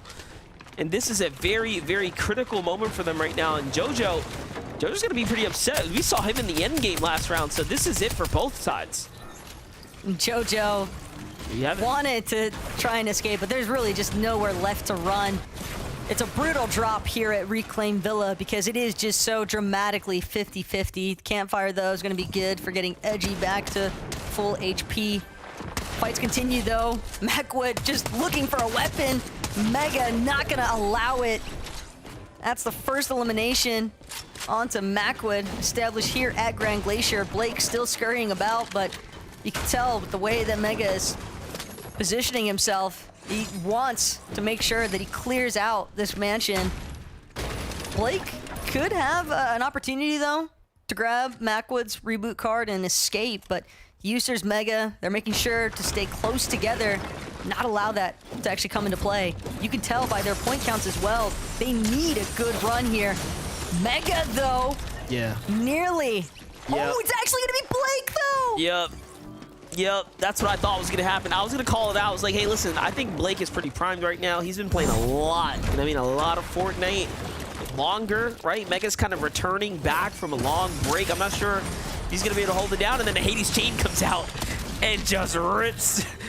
See, that's what you want to do, though, right? You want to catch a player when they have their pickaxe out, and they're pushing onto you. That's when the Hades chain works best, because the damage, you know, it's like you can't miss. You're right in front of them, so Blake just couldn't have come up with a better play in that moment. Mega and Users, though, I mean, I like the mentality to play side by side. You can just tell that they were not expecting Blake to pull out the chains of Hades. Well, both sides still need, like, a crazy game, though. They Yes. So even whether it was Blake's team or Mega's team who came out on top right there, they still need like a top 10 in an insane performance. So this is the start now of that journey for Blake and Macwood. Clearly messy, though. Whenever Chains of Hades are involved, hard to keep track of which part of the builds you actually want to keep up. And the fights continue everywhere, though. There just seems to be players throwing themselves at each other, trying to establish as much freedom to rotate as possible. And this is where the stealth plays tend to come out as well. Last game of the upper bracket here at Rebels Roost. Zirids and Debo lurking, waiting for the other team. They can hear nearby. They don't know necessarily where exactly Regular and Male are at, but if they venture towards the backside of that building over at Rebels Roost, high likelihood they get eliminated. And they still could be threatened, even having pushed away from that position, because Zirids and Debo, they could definitely look to sneak up on them still. Yeah, nothing's gonna beat Miro and Dukes just getting boxed up on that mountain yesterday. That was crazy, that ambush. Getting back with Convict here. Pushing in. Seems like they find themselves some eliminations. Well played for them. Pleasant Piazza. Starting to clean up right now. 4 duos already knocked out of the competition. Take a look at some highlights here, how it all plays out. Yumi finding team on the edge. This is way north side here. Yumi and Vert. Good job. It's VB. Yumi and Vert needed that also. We saw 4 points only so far here today. So of a massive, it's basically a win situation that needs to come into effect right now for Yumi and Vert, and they are not the only team seeking out a victory royale here today. Thoric and School 40 points, so slightly better position, but still, when you're right there on the cusp, the potential to be knocked out as well, it's got to keep the tension relatively high here. Ooh, looking at go down right now. Lock and Pars pushing onto Jack and C's. Jack and C's just haven't been able to catch a break. After that game one, just getting basically drop kicked by, it was Pars and Baka, now that I think about it, from high ground through their box, and it's just like they can't and haven't been able to escape them. Everywhere they go, Pars and Baka just have their number out for them. And with this elimination right here, I mean, this is going to essentially set them up for their ride to finals right here. Great attempt by Cecil, but you got to hit those tags, and Baka gets the finish there. This is going to be a nail-biter now, though, for Cease and Jack, because they were in 16th place heading into this final lobby, and at only 52 points, there is some real opportunity for some other competitors to potentially leapfrog them and shove them all the way down beneath that 25th place. Granted, they have to hope that isn't the case, because they don't want to have to play it through in the lower bracket.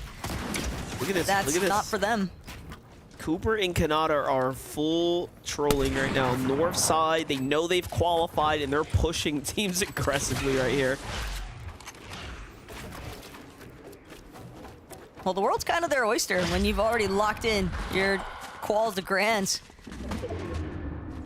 Source, though, probably relatively upset about this one. The last thing they want to deal with is a team that has literally nothing to lose. Also, the feed saw Dukes get eliminated there. It's another team that clearly is kind of locked in right now, and they're pushing teams, and it's going to backfire. Yeah, think about this as the last high-tier practice you can get, essentially, before you send your way to finals. So either way, games have a lot of significance here. Jumping over to the Rebels Roost, though. This is not too far from where Kanata and Cooper just parked. See, Epic Whale has the high ground right now. Dominant position here, putting pressure onto NPen Pump and Duo that are fighting right now. NPen seems like they're starting to lose control of the battle here. He's got to switch over. I absolutely love when a duo does this. Steps up with no hesitation and jumps into line of fire, and then lands the tags right there. Wonderfully executed there. That's going to keep them in the game right now. NPen and Palm definitely want to finish strong with this one. You can see currently 21st on the leaderboard, so they are just inside of that top 25, but they want to make sure that they stick it. Zirids and Debo, though, they have been hanging out at Rebels Roost for so long, and sure, they finally got some company, but unless they actually start to get aggressive with fighting the opposition surrounding them, they're going to be looking pretty raps as far as their surge situation is concerned. And a team like Clix and Epic as well, they're experienced enough. They're also locked in.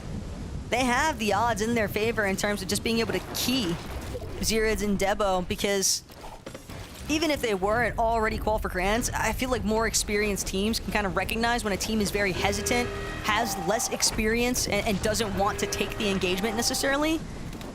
And if there's anybody with confidence, it's definitely going to be Clix and Epic in a fight. The fight going down right here. See Mystic and Stacks right now. They already have 2 eliminations, so this is an act of desperation, as they need essentially a 10, I'd say 10 and 12 elimination game with a high placing top 5 if they want to go to finals at this point. So you're seeing a team like Decay and Sigma, who have done enough, be a bit of a difficult choice to try to go against right now, because they don't have much to worry about right here. It could just look to hold Mystic and Stacks, though, here at Classy Courts. They've even got a little bit of a positioning favorability. And Decay and Sigma playing a little bit split. Keep in mind, though, saw Punk and his duo lurking nearby. Punk and Specs could look to third party that engagement.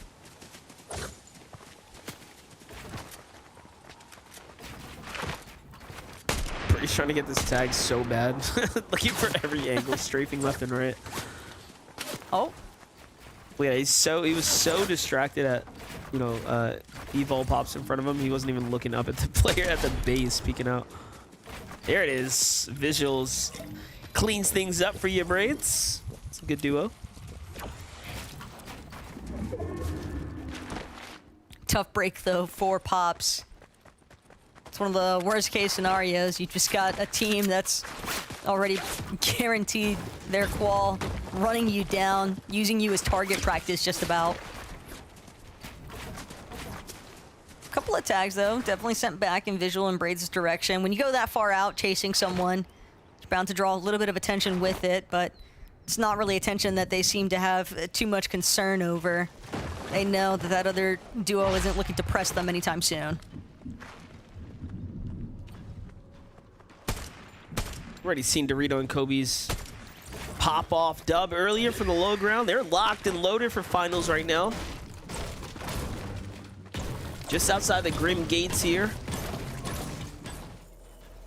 Pretty desperate for them to be farming right now. They need a lot of material. But it's still big for Kobe and Dorito. I mean, this is their first finals that they are qualing for. So every little bit of practice counts at this point, but always awesome to see some of that new blood begin to surface in the competitive scene. That's right, every season is a chance for new folks to come in, start to shine. Looks an epic right now. Stuck in a world of trouble. There's a lot of duels up here. A lot more than you'd expect to see here.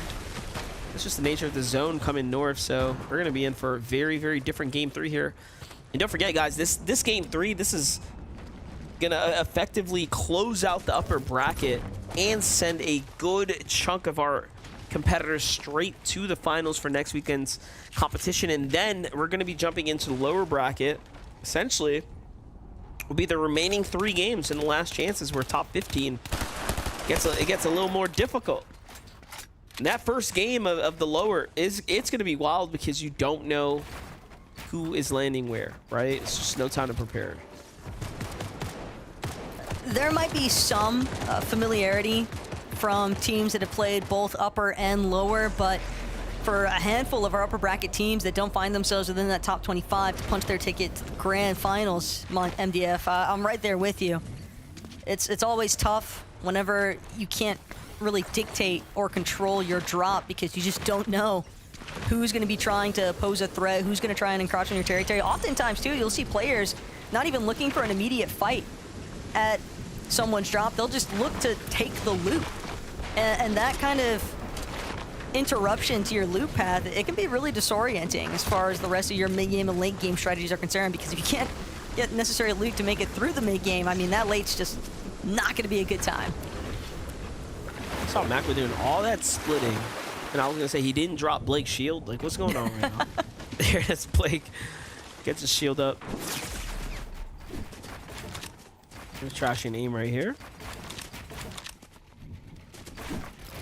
Rocking the Penta Shieldfish medkit combo. Water Mythic shredding through sitting down low. Well positioned there, but Trashy's not looking to stick around here. Trashy needs a top 10 as well. Probably like a top 15 performance here. He's got to put up the numbers. He wants to make it to finals here, maintain that top 25. It's going to be pretty hard here. 71 players standing at the lobby right now. Heading into this one, 3 separate teams on the same point threshold as Trashy and AIM as well. Keep that in mind. School Thoric, Frost, and Saucy were the other 2 at 40, and they make up teams 24 through 26 on our leaderboard. Dorito and Kobe, though, over by Grim Gate. They've already got one they were after. 4 eliminations in tow. And first ones to make it into the edge zone. Now looking back with the luxury of trying to prevent anybody else from making the same rotate they just did. Dorito and Kobe, though, they're going to be the ones sharing that aspect of agility. So everyone else surrounding them will know exactly where this Medallion team is at, basically, considering how they're marked on the map. But Curly and Raze, they just want to try and dash by. This is a quick in and out situation. They do not want to try and stick around for the fight. They just want to make sure they're staying ahead of the zones. I'm really loving this leaderboard update as well, showing us how many players that were inside the top 25 coming into this game are still standing. As we continue to fly through, I mean, for the most part, most of our top 25 is still in the game. I counted out about 2 or 3 duos that have been knocked out. So, yeah, looking at that 23rd, 24, 25, they're still in it.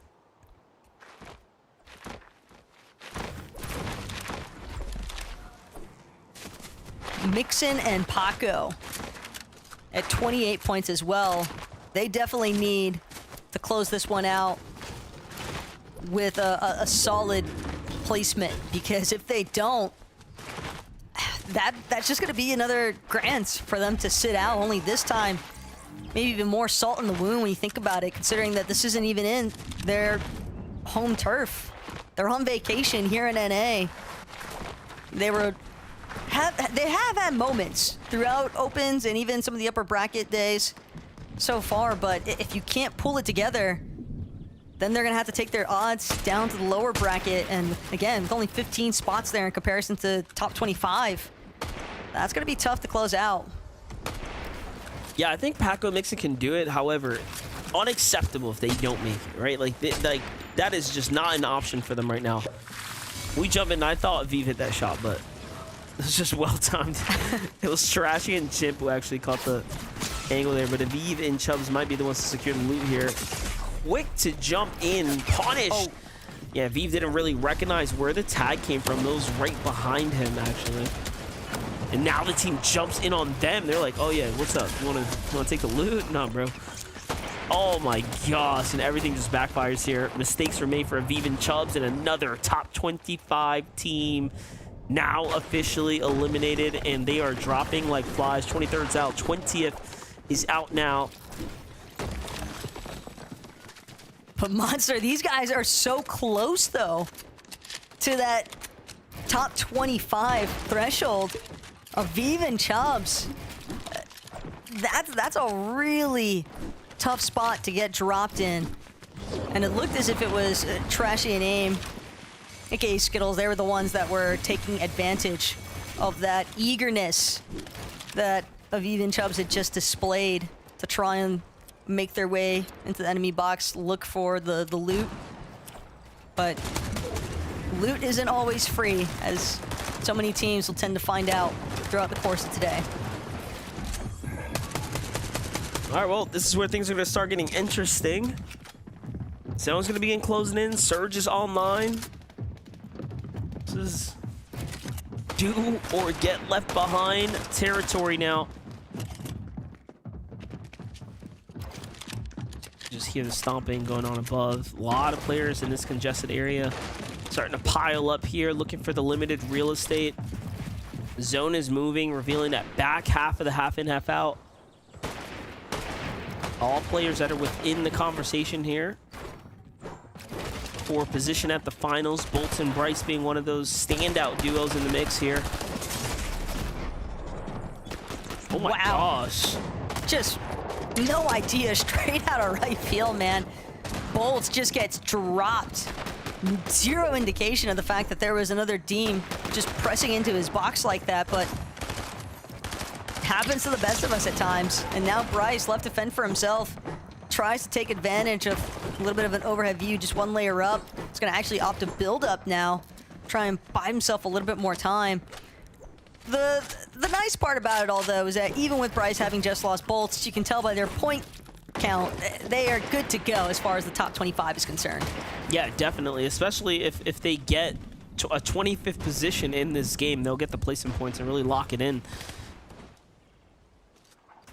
Saw a brief look at height. I think we saw Mixon and Paco positioned up right now, and that just tells us everything we need to know. Yeah, look at them there in the distance.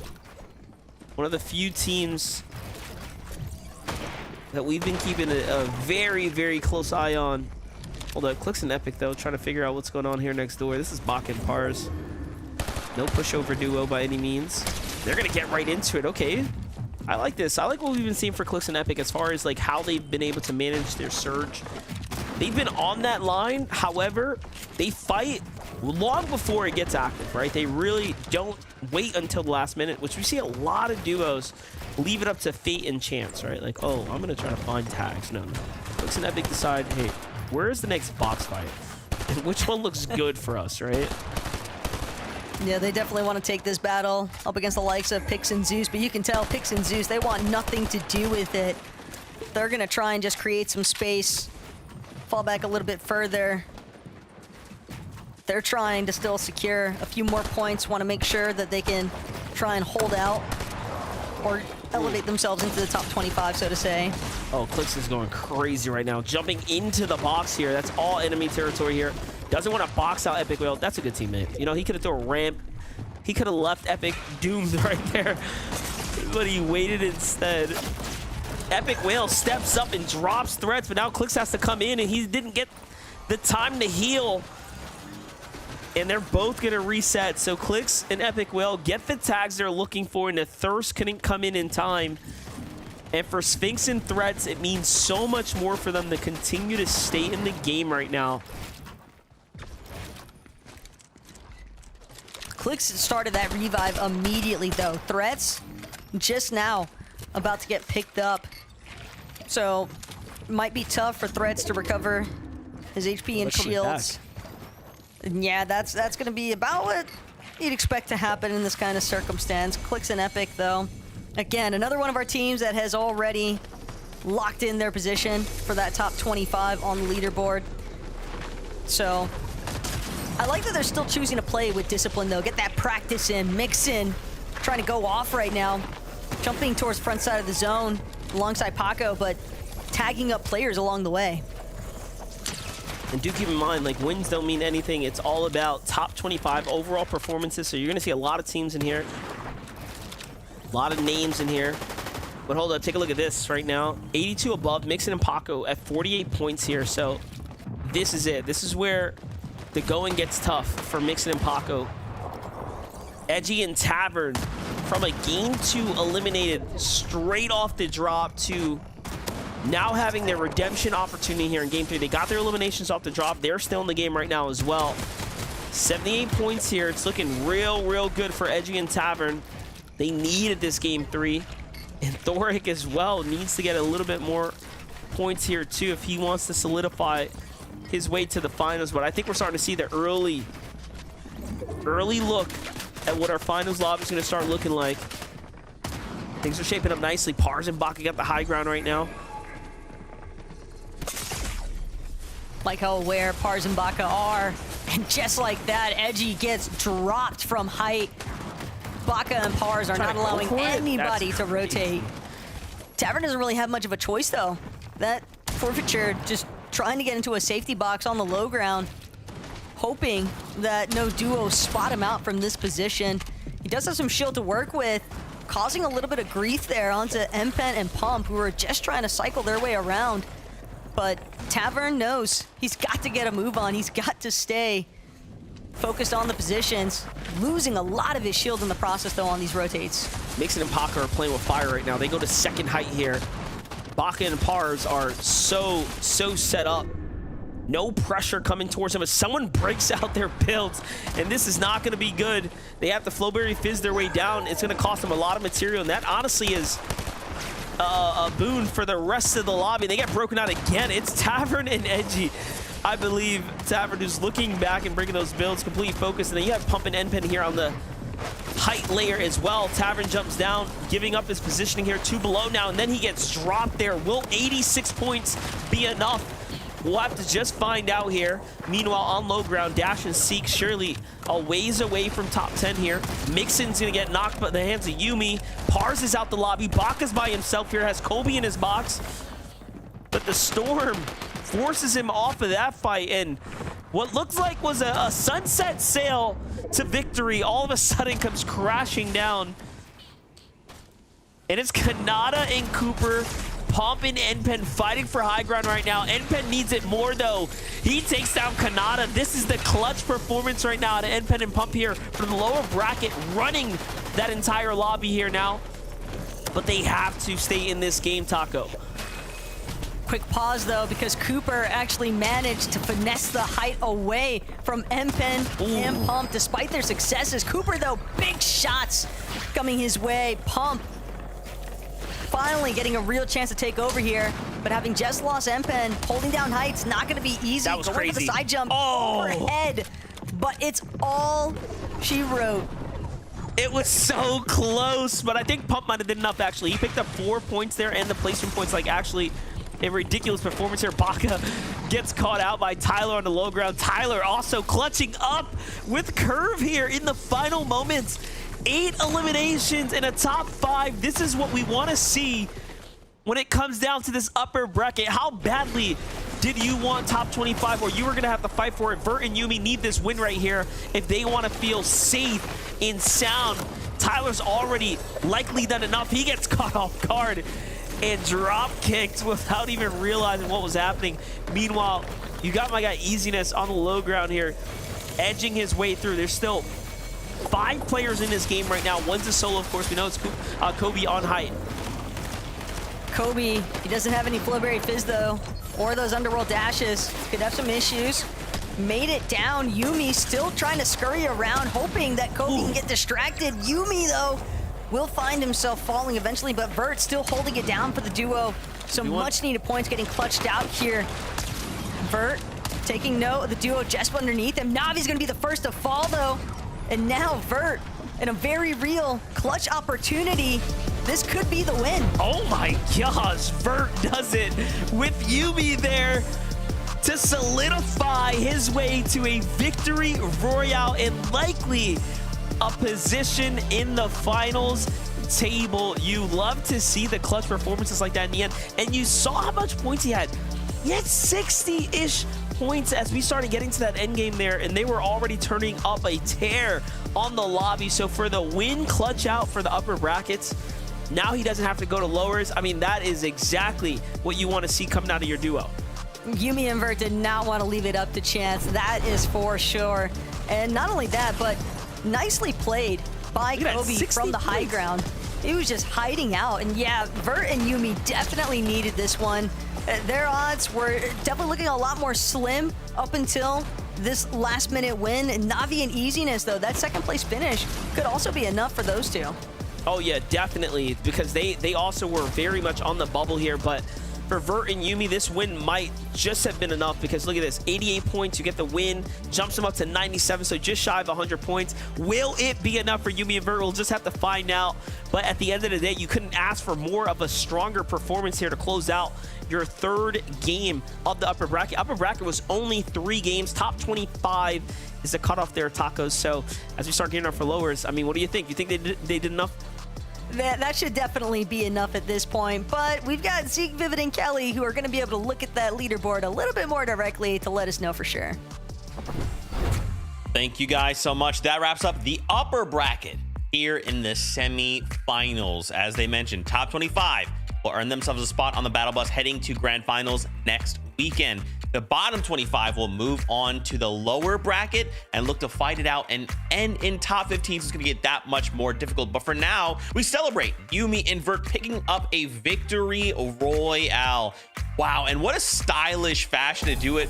It was so hectic, so chaotic in that last little bit of the zone there. And for these guys to just isolate people, to just be in this like this synchronized movement here, like that's what you want to see out of duos of this caliber, right? You want to see that they can show off this skill set. Yuumi and Vert had 4 points going into that game. Yeah. So that was definitely a clutch performance. And I've never been more confident that somebody was going to win a 1v2 in my life. I mean, Yuumi dropped down, ended up going down. But before they did so much damage. And then you tune into Vert's POV and it's like, oh, he has 50 builds in a 1v2 situation against opponents that have about a total combined HP of 120. Yeah, he's going to win that. Yeah, and also finding the dash coin right before going into that final 1v2 definitely helped him out a little bit right there. So it got to always be about the opportunities and what you can find around you when you are having these low ground engagements. But I'm imagining a victory royale and all those eliminations should be enough to jump them up a little bit. Being 44th before game 3, hopefully they made it into the top 25.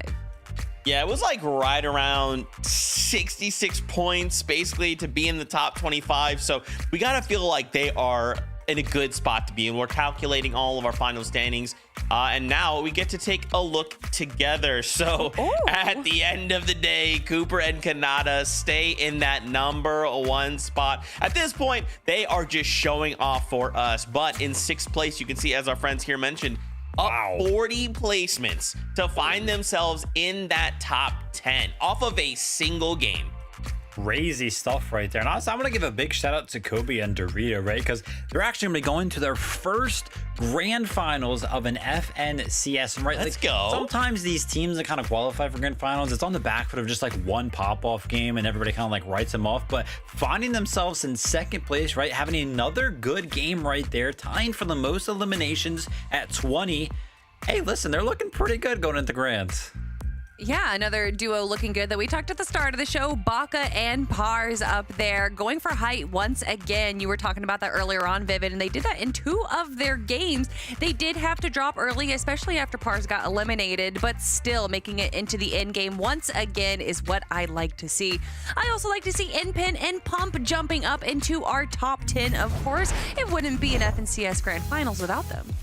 Of course not. And listen, you know, they dominated lower bracket to actually make it into the upper bracket today. So no surprise that they find themselves playing well again. And NPen and Pump, I mean, this has got to be like such a strong duo. NPen always has some very cool strategies, no matter who he is doing with. And yeah, love to see those kind of put out and excited to see them in grand finals. Excited to see what they're going to be doing. And of course, I'm excited to see which 25 duos we're going to see drop down into the lower bracket and what exactly is going to take place there. But I'm jumping the gun a little bit, Zeke, here. I'm just so excited.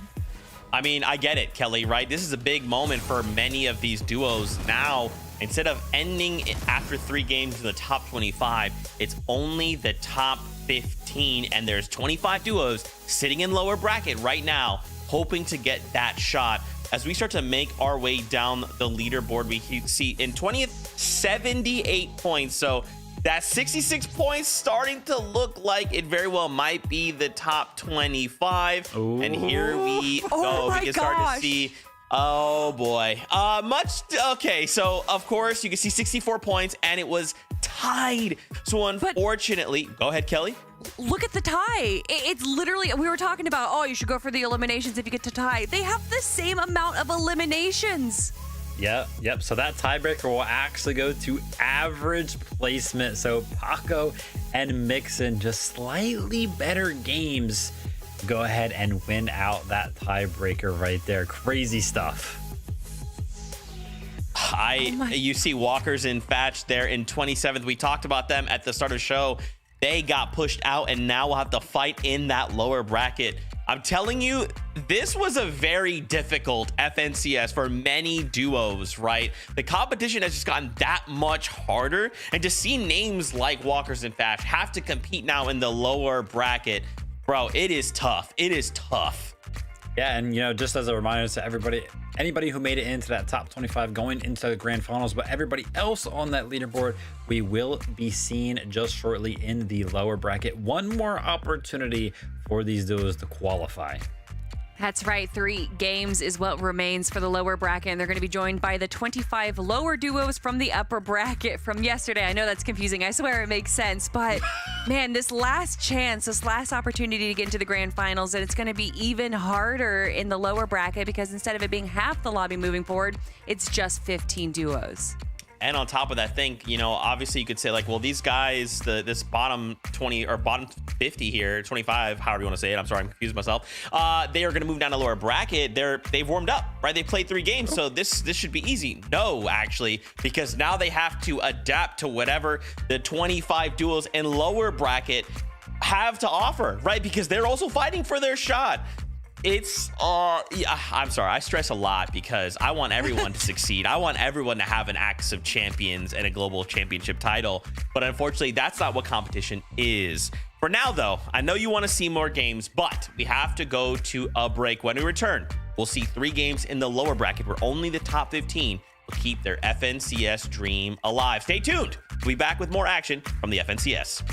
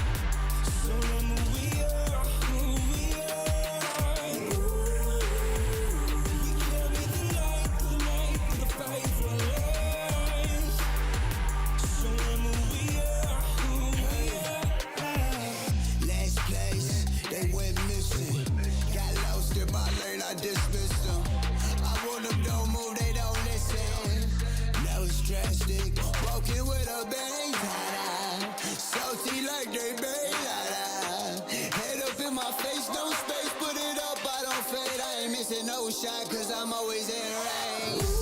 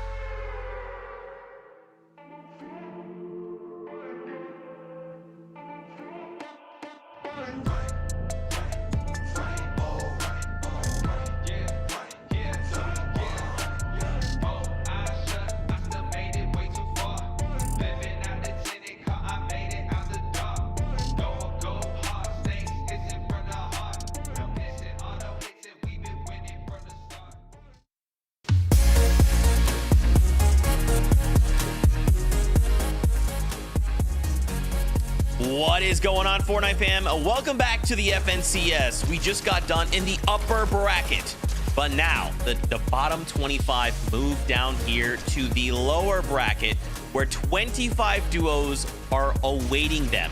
Now, all of these duos will come together and fight for the top 15 spots here after only 3 games. And that top 15 will move on to next week's FNCS Grand Finals. Next week is a big week, not only because is there money on the line, there's also an Axe of Champions on the line. And on top of that, spots to the FNCS Global Championship coming later this year. All that and more to play for, my friends. Welcome back. This is Kelly. This is Vivid, your analyst. We'll be breaking down all of the action between the games. My friends, it is that much more difficult. The competition is taking a next step here, and I don't know that I'm ready for it. Are you guys ready for it? Well, listen, it doesn't really matter necessarily if we're ready for it, right? The players better be ready for all those things that Zeke just mentioned, the money, the axe, spots for globals. That's only up for contention in those grand finals. You, of course, have to qualify for it. 88 points was top 15 in the upper bracket session that we just watched over the course of those 3 matches. So aim for around 90 points if you want to be safe and qualify for grand finals. 3 matches to do it, Kelly. Who is it going to be? Oh, well, we have a lot of big names, right? We have to look to the bottom 25 of the upper bracket yesterday that are joining the 25 that didn't make it today. And here we have our lobby list, and my eyes immediately go to Aviv and Chubbs right there. To see them having to go through day 3 lower bracket, I think is a bit of a surprise for all of us. Oh yeah, 100%. You know, they're actually going to be switching up their drop spot coming into the lower session. So a little bit of a change there. And honestly, I'm looking at the drop map over here, and there's a bunch of teams that are actually opting to make a bunch of those changes. And that's what's kind of interesting about this format is that, yeah, in between the sessions or in between every single game, you could switch it up. But, you know, we were kind of talking about how, you know, in that last session, you really only needed 1 good game because it was top 25 and that's so many spots right there. I no longer think that 1 good game is going to be enough. Like I just mentioned, top 15, around 90 points. That's tough. It's definitely tough, and some big names coming out here in our lower bracket. And I just know, like you already said, a lot of them are changing up their strategy, changing up their drop spots. So it'll be interesting to see if they do change up their mid and late game as well. It is going to be tough. This will come down to the wire. As players, like you said, they won't need 1 good game. They have to bring that consistency here and now. And with only 3 games to do it, remember, some of this 25, they just played 3 games in the upper brackets. So they're coming back and they're thinking, okay, I didn't make it. I have to try and do it now, but there's less spots, and I have 25 new duos coming in that I don't know what they're going to be about. This is going to be difficult. How do these players keep this composure, Vivid? Well, listen, I mean, one strategy that worked for a bunch of our top named teams in that last session was actually not going for higher ground, right? We saw a bunch of our consistent teams not even really worrying about the higher ground. And in a format like this, where you do have to be consistent over the course of 2 games, I would recommend going for something that's a little bit less risky as well. Yeah, definitely just play it straight, play what you're used to. I know that we already have some changes, but as far as game plan goes, it has to stay normal. You can't do anything extreme or it might come back at you. Yep, and might cost a duo the FNCS Major 2 run, but it is time. We have 2 casters standing by, the best Taco and Monster D Face. They will be our eyes in the sky for these next 3 games. So friends, for you. Thank you, Zeke, and that's right. There's a couple teams that I'm excited about to see coming up out of the lower bracket. Shadow and Zooks are going to be making this appearance once again here on our games. Arvo, OG, and Larson, we get to see and root for them to see how they're going to perform because there's a couple of opportunities now, but I think Vivid is dead spot on here, Taco. 1 game, not enough. You need at least 2 bangers right here. Yeah, and I like that pivot idea behind maybe you just look for something where you can guarantee a little bit more consistency. We know that high ground can be so volatile in terms of teams trying to overtake it consistently in NA. So maybe the low ground, maybe the mid ground, if you can box up, find some safe space to tarp through in those lower layers, maybe it'll be a better recipe for success. But hey, it's only the top 15, and game number 1 of the lower bracket is here to begin.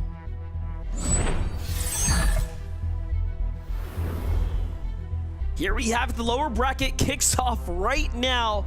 If you missed the first 3 games, 25 competitors from the upper bracket have moved on, and the bottom 25 in that same lobby have now been drafted down into the lower bracket, where the remaining best performers for the lower bracket teams have been awaiting them. So now here we have these 50 duos with their last chance to break through a top 15.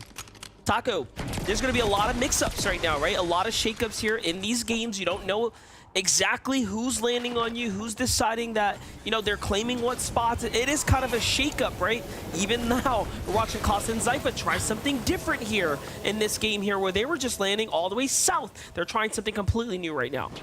Yeah, it looks as though they've taken note of where Oliver, OG, and Larson like to go over by the breezy coast, but Oliver, Larson, seems like they beat him to the punch. I mean, Larson and Oliver have a lot of experience here. This is their drop that they've been landing at all season. So the fact that Costa and Zypha are just going to look to last minute tango, it's tough. Oliver going for the immediate drop, definitely wants to take this advantageous position. Costa only 12 so far out of that shield, but he is on the run. Zypha trying to provide a little bit of a recoverage. Oliver OG gets the knock though. Too much damage for Costa to try and turn this one around. Costa also having been split so far away from his duo is another part of the reason why things just go completely south for them, because Larson had the immediate backup if Oliver needed it. Of all the drops you're going to try to contest, you're going to push Oliver, OG, and Larson, who land at arguably the most difficult drop to perfect. You have to technically hit that launch pad and then know how to dive into the drop for the weaponry. This is way more skill involved than any other drop probably on the game right now. And if I'm Costa and Zypha, I'm thinking they threw the bag like big time. Like this is, that was a huge mistake. Part of the reason why I think they were willing to take that fight, though, is because you have to think about it. Their first few games warming up today, it's against the likes of Paco and Mixon. So maybe... They moved on. Yeah, but Costa and Zypha, maybe they just considered Oliver, OG, Larson, are they at the same caliber in their minds versus a team like Paco and Mixon? And well, they quickly found out that they've got to realize that there is a standard in NA, and teams like Larson and Oliver, they're not here to play around. They want to be in the grand finals. Well, we have Tony making the push right now to Sharkman and Teeny, and great low ground tags coming out of Sharkman, but Tony responds with a excellent exchange here. Already looking to go ahead and start suffocating out some new angles. I like the approach so far, but I'm not seeing the pressure coming in from Tony's duo here. Not just yet, at least. It's all Tony putting in the work right now. He's got Sharkman boxed up and angled out. They turn back around. There it is, finally. Cat jumps into the mix here. At least gets a knock, but no finish just yet. They're gonna have to recuperate for a second.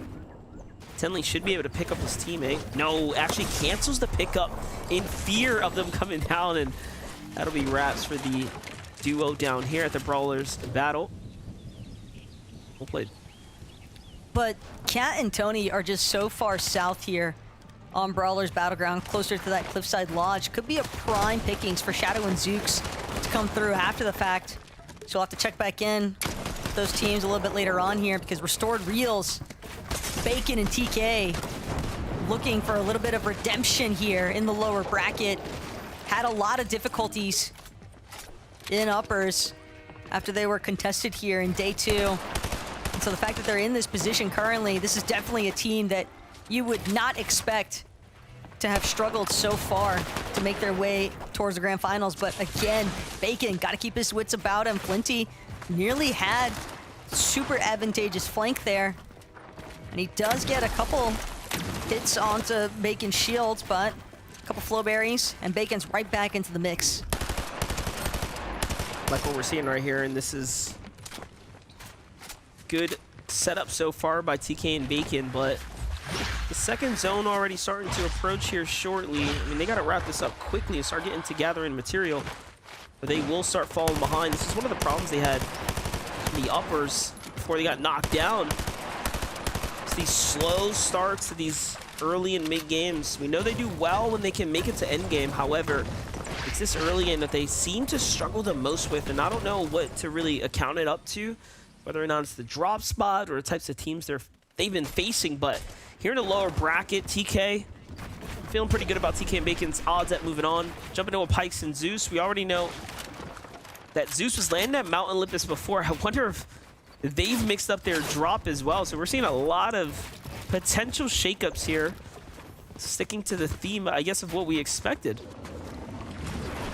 Have to keep in mind that for some of these teams, you know, they get a glimpse of what the lower bracket drop map might be looking like, and if there's too much traffic, they don't want to risk getting triple con, so they just look for the direct con elsewhere. Also, teams that were uncontested, maybe they feel as though if they con a team, even if it's at a drop spot that they have less familiarity with, they still feel as though it might lead to a better Surge strategy overall. So Surge definitely a big part of the reason why I think teams are willing to take these risks, because realistically, top 15, you do need at least 2 strong performances, but that does give you a little bit of leeway with at least one, I don't want to say throwaway game necessarily, MDF, but experimental might fit the bill a little bit more here. Yeah, definitely. I mean, there's only so much room for error in a type of format setting like this, and I'll take a look at this. My guy Crackley here with D-Roller. This is big. Another team that I definitely think has the chops to make it to finals. Top 15. Let's see it. This is a crazy loadout. Bunkers are not available just yet, so how things shook up for this team right here. Certainly looks, though, as if D-Roller and Crackley definitely want to make a play for the weapons bunker once the time arrives, because Crackley still managed to connect off that Hunter's DMR despite not even having the most optimal visuals just yet, at least on some of the other teams. He's got some good height there on the hill, but for a moment there, didn't seem like he was fully aware of the fact that there was 2 separate duos. We have Katara and Fade here, a little bit split up at the Pleasant Piazza. It's about 3 teams in the mix, and then a few on the outskirts, potentially looking to rotate in. All in all, things are pretty settled here for now. Not too much wear and tear in the loadout, so things should be able to shape up well for this team in the early to mid-game setting right now. Y-Shot's going to tell us how many teams are there, but on the other side, Blake and Macwood coming out of the upper bracket here. Shortcomings from game number 1. Unfortunate circumstances for Blake set him back, but here he is looking to make a top 15. We saw them make an end game at least once in the upper bracket. They're off to an okay start, right, Taco? They got an elimination here. Yeah, it's decent, but while they're trying to establish boxing up around that forecast tower, a little bit too many gaps, and that's going to result in Blake losing a decent amount of his shields. Looking more towards the Grim Gate territory, though. Debo and Ziritz, keep in mind, this was a team that we saw like to start things off over at Rebels Roost, but it seems as though they have also decided to take their odds elsewhere. But we did see them rather reluctant to go for direct fights. It seemed as though they wanted to employ a little bit more of that silent sneak-up strategy.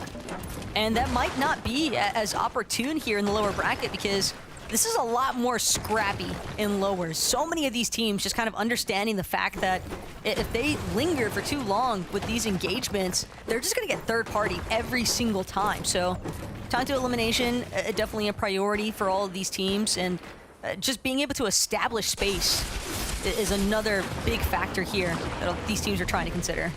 I mean, the other factor as well is the stress of some teams that just came up short, right? Like Maggio was in 26th place, losing to the placement tiebreaker there. Showing us that he just nearly had enough to push through. Definitely a potential favorite hit. I like what Possess is doing here. Aiming at the floors. Don't some caution to the builds there.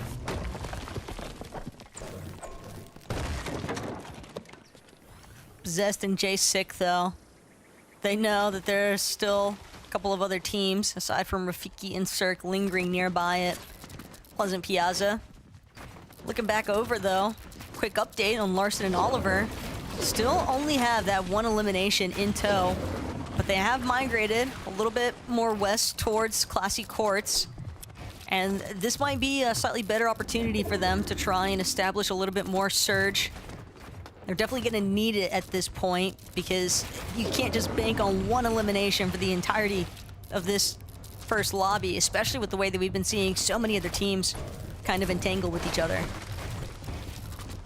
Let's see what Larson and Oliver are actually going to decide here. They have Vorteca and Chris sizing them up for a second. Larson makes the move first, punches behind the wall there, trying to see if he can catch him while they were on the foot rotate. Smart play, but Vorteca and Chris were all aware of the potential threat. You gotta appreciate, you know, a team being very, very cautious, right, in this type of setting here when there's only 3 games on the line. Blind firing through the tree. Almost connects there. Also caught a glimpse of Cease and Jack a little bit in the distance here by Classy Courts. They could be another team to potentially like to threaten Vorteca and Crisp, depending on how Vorteca and Crisp actually path out of Classy. And Jack is honestly a player that has really been kind of elevating himself on people's radars this season. When he was initially with Pilot, yeah, that's some nice connections on the waterbending mythic from Vorteca. But yeah, when Jack was initially with Pilot, you know, didn't necessarily have the same level of success that he's been seeing with Cease. I think Cease's experience and capabilities for IGLing have just helped because Jack's able to get fraggy for sure. Cease is one of the best to ever do it. You know, he's been around for such a long time, an extremely decorated player. It's been a long while since he's found himself with a, you know, a very high placement, if you will, in an FNCS finals type settings, but the fact that he's been qualifying and putting up the numbers year after year, right, it says enough in its own. So I'm excited to see what Cease can do as he continues to kind of filter his way through these young and up-and-coming players and honestly giving them a chance, right? They just complement Cease's experience like you kind of mentioned here. And realistically, we should be seeing Cease set up straight for the finals here, but it's going to come down to his performances. Yeah, and they definitely had a tough break in the upper brackets just now, finishing in 29th place, but maybe that might just be the last little bit of motivation they need to try and really lock things in for top 15 here today. X-Spawn, it's got Day on the ropes here. Day doing everything he can. It's an absolute scramble, but things are looking so grim here at the Underworld. Pawn and Mew looking to shut down Day's run here in the first lobby of the lower bracket. Day finally getting a second there to recover some shield, but it's just not gonna make a difference. Another team third partying from a distance, the waterbending mythic.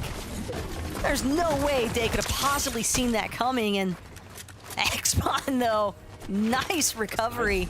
That's a clean shot. Don't shoot at me or I'll fire right back. Nice little bailout tag right there. Give him some room to work with here. And honestly, they needed that 100 damage. Look at that. Just giving him the cushion right now. Can he do it again is the question. If I'm X-Spawn, I'm thinking I'd take the risk here and try to challenge that team in the distance, but being a little more passively might backfire. This could be one of the last opportunities he gets to actually find a tag. They're one of the only teams on the outskirts here. But those are the decisions you have to live with. Let's jump in with Blanc. Sandler playing the low ground right now. Fight for the capture point seems to have been already concluded. However, this is a team that's below the surge now, so what happens here is they're gonna have to fight. But Sandler, third-partied potentially here. No, actually it's Hades. Okay, so yeah, this duo's just got their names in the book, if you will. Yeah, this is again. Don't miss. Wait a second. That's big though. Oh. Hades gets knocked. Can't tell. It does appear as though from a distance, Hades just encountering some problems, but a decent attempt there from Black and Salad. They had the right idea. We're down on Surge. Where better to find it? We'll try to take a fight on Rift Island in the process. They also needed the loot that could have come from the capture point. Clearly, they weren't able to be successful in that endeavor, but it's the thought that counts at times. Think about this right here. We got Mega and Users at the bottom right of the map.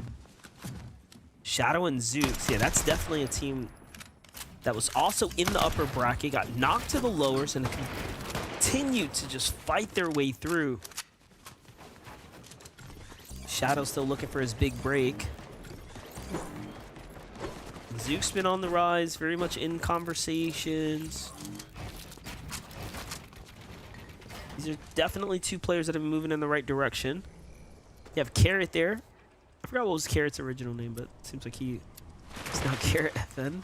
Let's see it.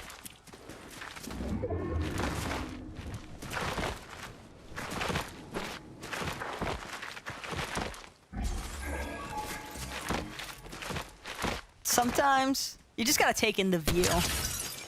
And Walker's definitely enjoying his sightseeing right now. That's a nice shot off the sniper.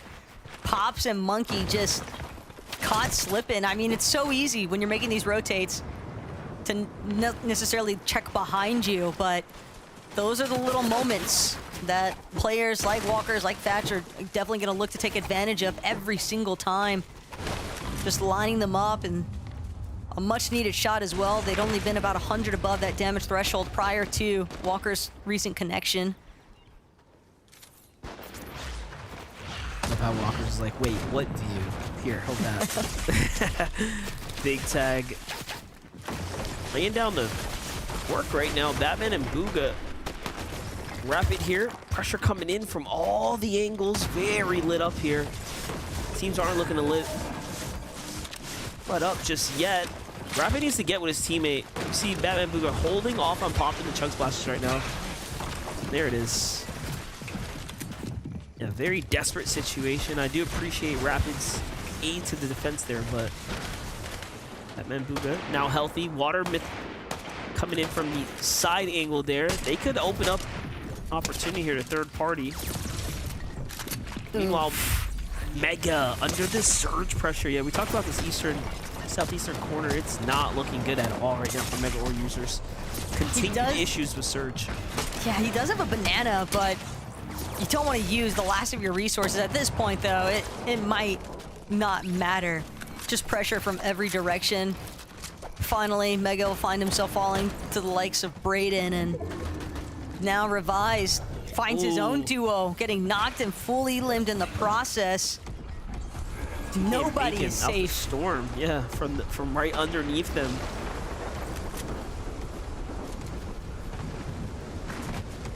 The worst part is, they know that there were two teams fighting there originally. They know that they've now just left two solos behind, and they might even be able to pick up the scraps here. But moving to zone does seem to be the priority focus. Currently, Revise seems as though he's just upset in the first place at the results between his engagement with Brayden and his teammate. And he's just gonna chase this one down.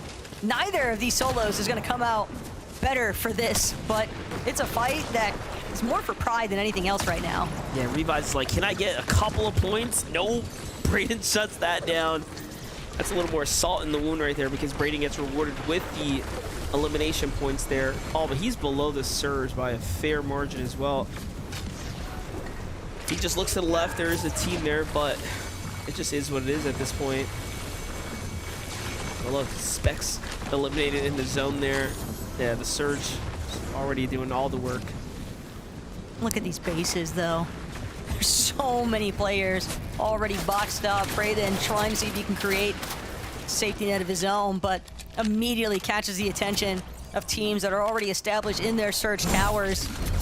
He's gonna have to burn through his metal as is. Pawn and Mew, meanwhile, they found Hound and Aiden. Hound's gonna be the first to get knocked and eliminated. Pawn, though, losing Mew in the process. Doesn't have a whole lot to work with here. He's got to clutch it up. And it's seeming good to go. Those are the kinds of plays that can really instill confidence in a team. You need that right now. Top 15 means that you really can't drop a game. And if you are, you're going to need 2 strong ones to follow up behind it. So everything counts right now, especially here in a top 25 setting. And TK finds Walkers before I can even talk up the young GOAT himself. So unfortunate. But it does happen. And at least Walkers was able to earn himself a little bit of placement points here. Like we talked about, every inch counts here. TK 4 elims, placement points now. That's 18 points, not bad. But he'll be looking at least, if he can stretch out about 30 or 40 points, he'll be super, super happy with that. It'll be a good solo performance at this point. Problem is he doesn't have any white heals to do it. At least if he had a med kit, even bandages, he could look to just stick backside of zone, maybe catch some unexpected last-minute rotators. It'd be all the more difficult, though. Still in it. Crackly and D-Roller still in this, making their way outside the zone here. I love the positioning right now. They're at the front leading this wide rotate here, so they're not going to have to move too soon. Everyone else below them will have to make a decision first if they decide to wait it out a little bit, especially considering they don't have Flowberry, Fizz, or HP to work with. So that's going to be very interesting. Then you have Macwood and Blake at the other outskirt here, playing for what might be a little bit of high ground. Yeah, given the fact that they actually pulled the zone here. This is a perfect position for Blake and Macwood. Material count, practically full, 6 splashes, ample amounts of shield. Probably Macwood carrying all the shield potions, leaving Blake to contain their small shield potions, but this is what we need to see. For Blake and Macwood, it's a plus MDF, but for D-Roller and Crackly, this could be the end of it all. Chubbs, Aviv also getting lit up. Blake, he's just putting the suppressive fire down. He's forcing teams to immediately surface towards the low ground. Doesn't want to let anybody else try and potentially threaten their position on height currently. I'll be honest, I don't like Blake's decision to shoot at everyone. I think it would have been smarter to actually just finish D-Roller and Crackly there. He just had them in the most terrible of spots, but Blake trying to be more suppressive fire to support the high ground hold. We'll see if it ends up paying off, because he traded off what could have been at very, very critical points. But now let's see it. Oliver OG and Larson, 3 elims, 90 mats. This is desperate, but it's a top 20 nonetheless here. How did we get here? It's the moving rotate eliminations to keep him alive and in the game, and at least earn him some very, very crucial refresh, but he's gone through those mats. Cease and Jack, 2 elims. The veterans are all up and standing right now. This is what we expected, right? We expected teams that have that either have already made upper bracket appearances or have been dominating and running through lower to perform well, and we're seeing it right here. That's for sure. Get in a bit here from Blake. Just a couple of builds there, but yeah.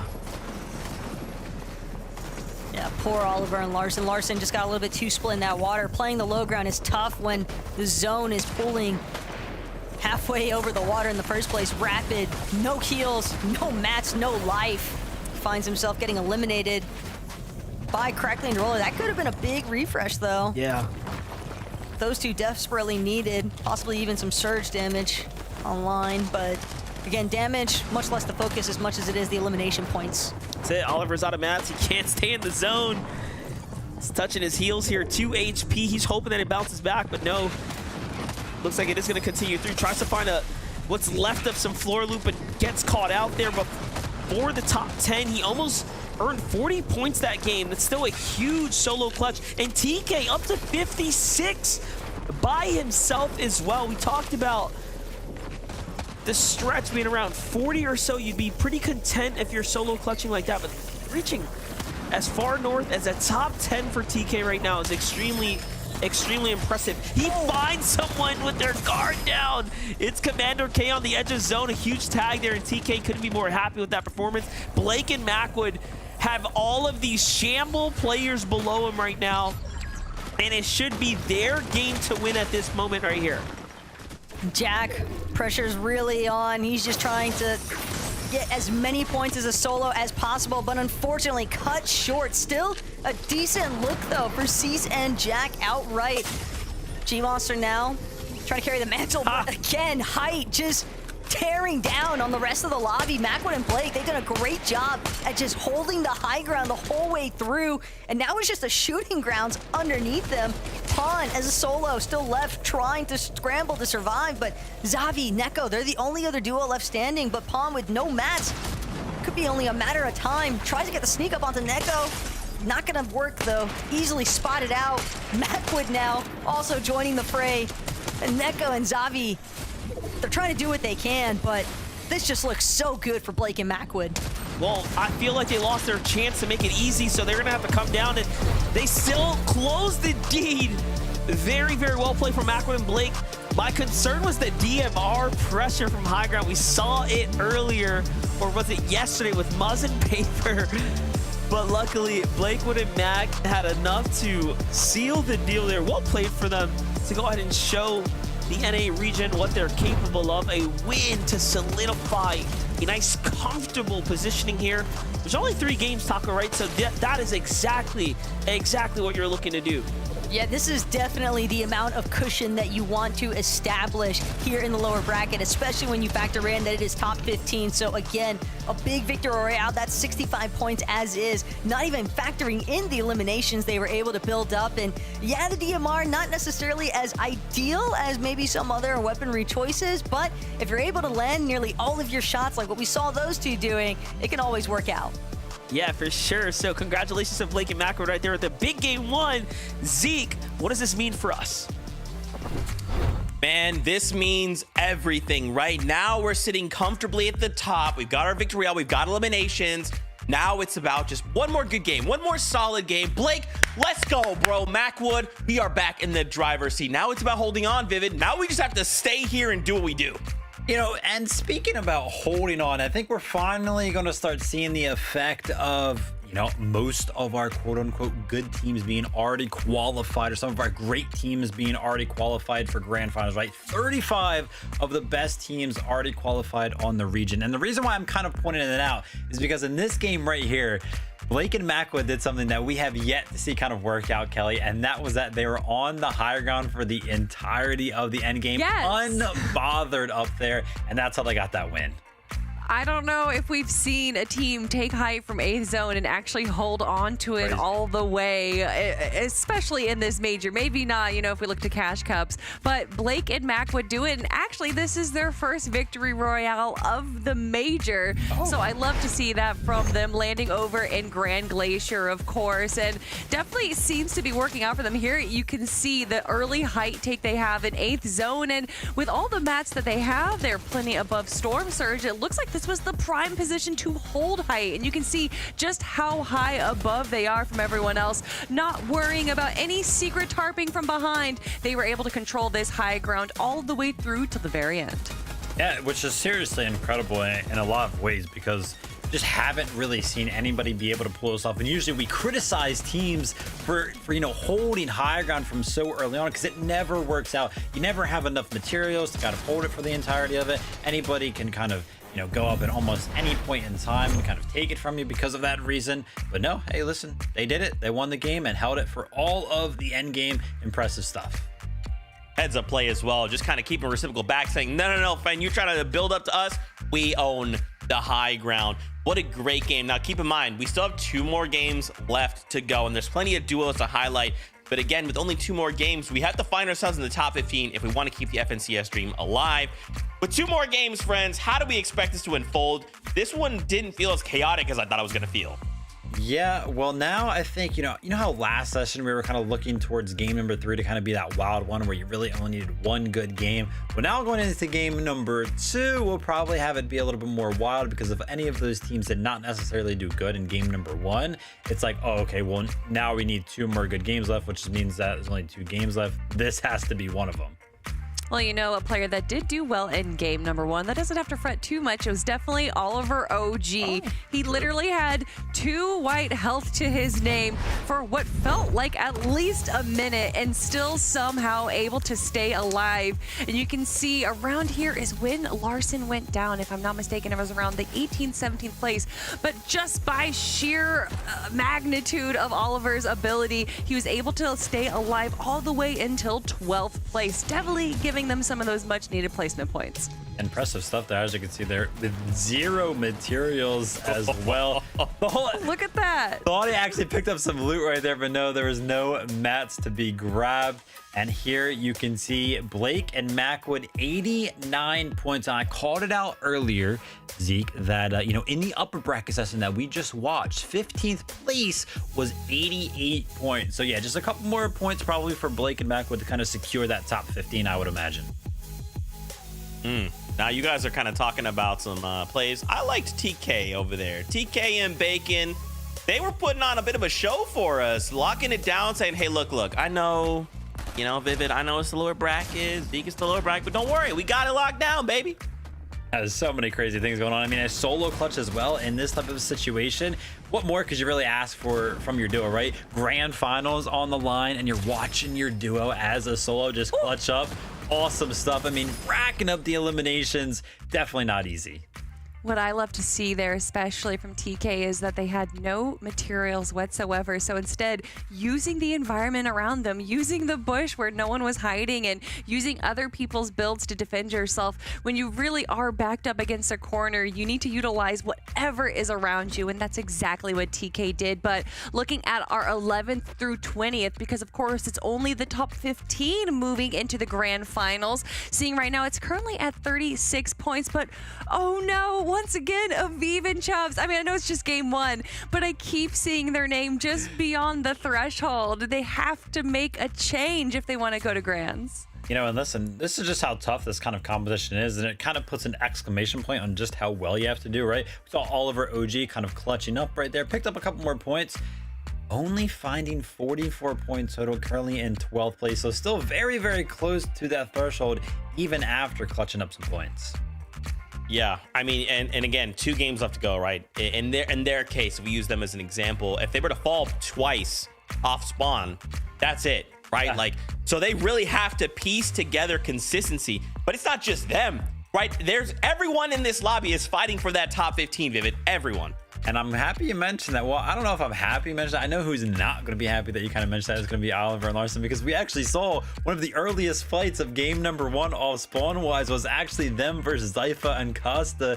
So that is definitely possible for them to go down early on. Yeah, I mean, you can hear the confusion from the casters saying, I don't know why they're trying to contest off of one of the potentially worst drops on the map, but maybe they're going to be changing things up a little bit come game 2. Again, you know, at this point, to make it a top 15, we just got to do what we need to. Do we need to land on someone? Do we need to change up our strategies? We just need to end in the top 15. 2 games left to go. Duos lock in. FNCS fam, let's get back into all of the action with our casters, MDF, and the best taco. Thank you there, Zeke. And yeah, just to kind of touch on Kelly's point, it's not even that it's like the worst drop to split. It's one of the harder drops to actually land. There's like the technical component. You have to hit the launch pad and then, of course, dive your way up the side of the mountain. So like, have they been training for that? Not from what we've seen. We've seen them contest other teams there, Taco. Yeah, we saw from at least game number 1, Zypha and Costa were definitely out-dropped of making it there in the first place from Oliver OG and Larson, but that's kind of to be expected because, again, Oliver OG, Larson, very well practiced when it comes to landing at that particular position, and they know as well, like, where the ideal loot is going to be at as well in terms of floor spawns, in terms of chests, so it's not easy to contest duos at these drops, but one thing I really love about seeing here in the lower bracket is teams that have already qualified from uppers and those experienced players then using that experience to coach some of the teams in lowers. That's been an exciting thing, and with game number 2 on the line here in the lower bracket, we'll get a chance to tune in and see how that coaching is actually helping out.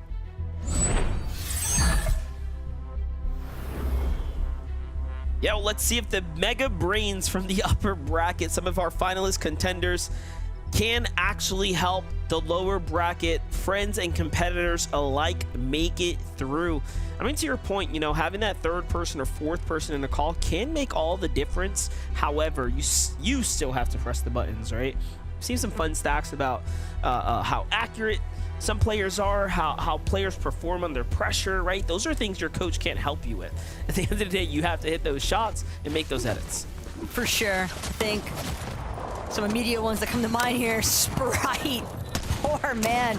Didn't even get a chance. Shore gonna try to turn this around. Shore does get a piece out of NTMs, but it's not good enough. Maxo with the revive and the finish. So the 2v2 clearly still not working out here either for Costa and Zypha, as Larson and Oliver OG one more time continue to show a little bit more duo dominance here at their spot.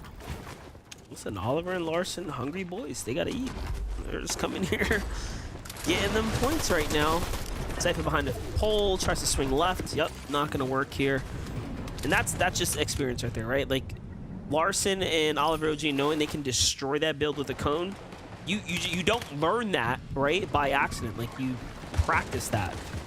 Zypha clearly not prepared for the drop. Really showing off right there, but Maxo back on over to what's happening here. He gets the pickup and then someone keys into the drop. Like, what is going on here?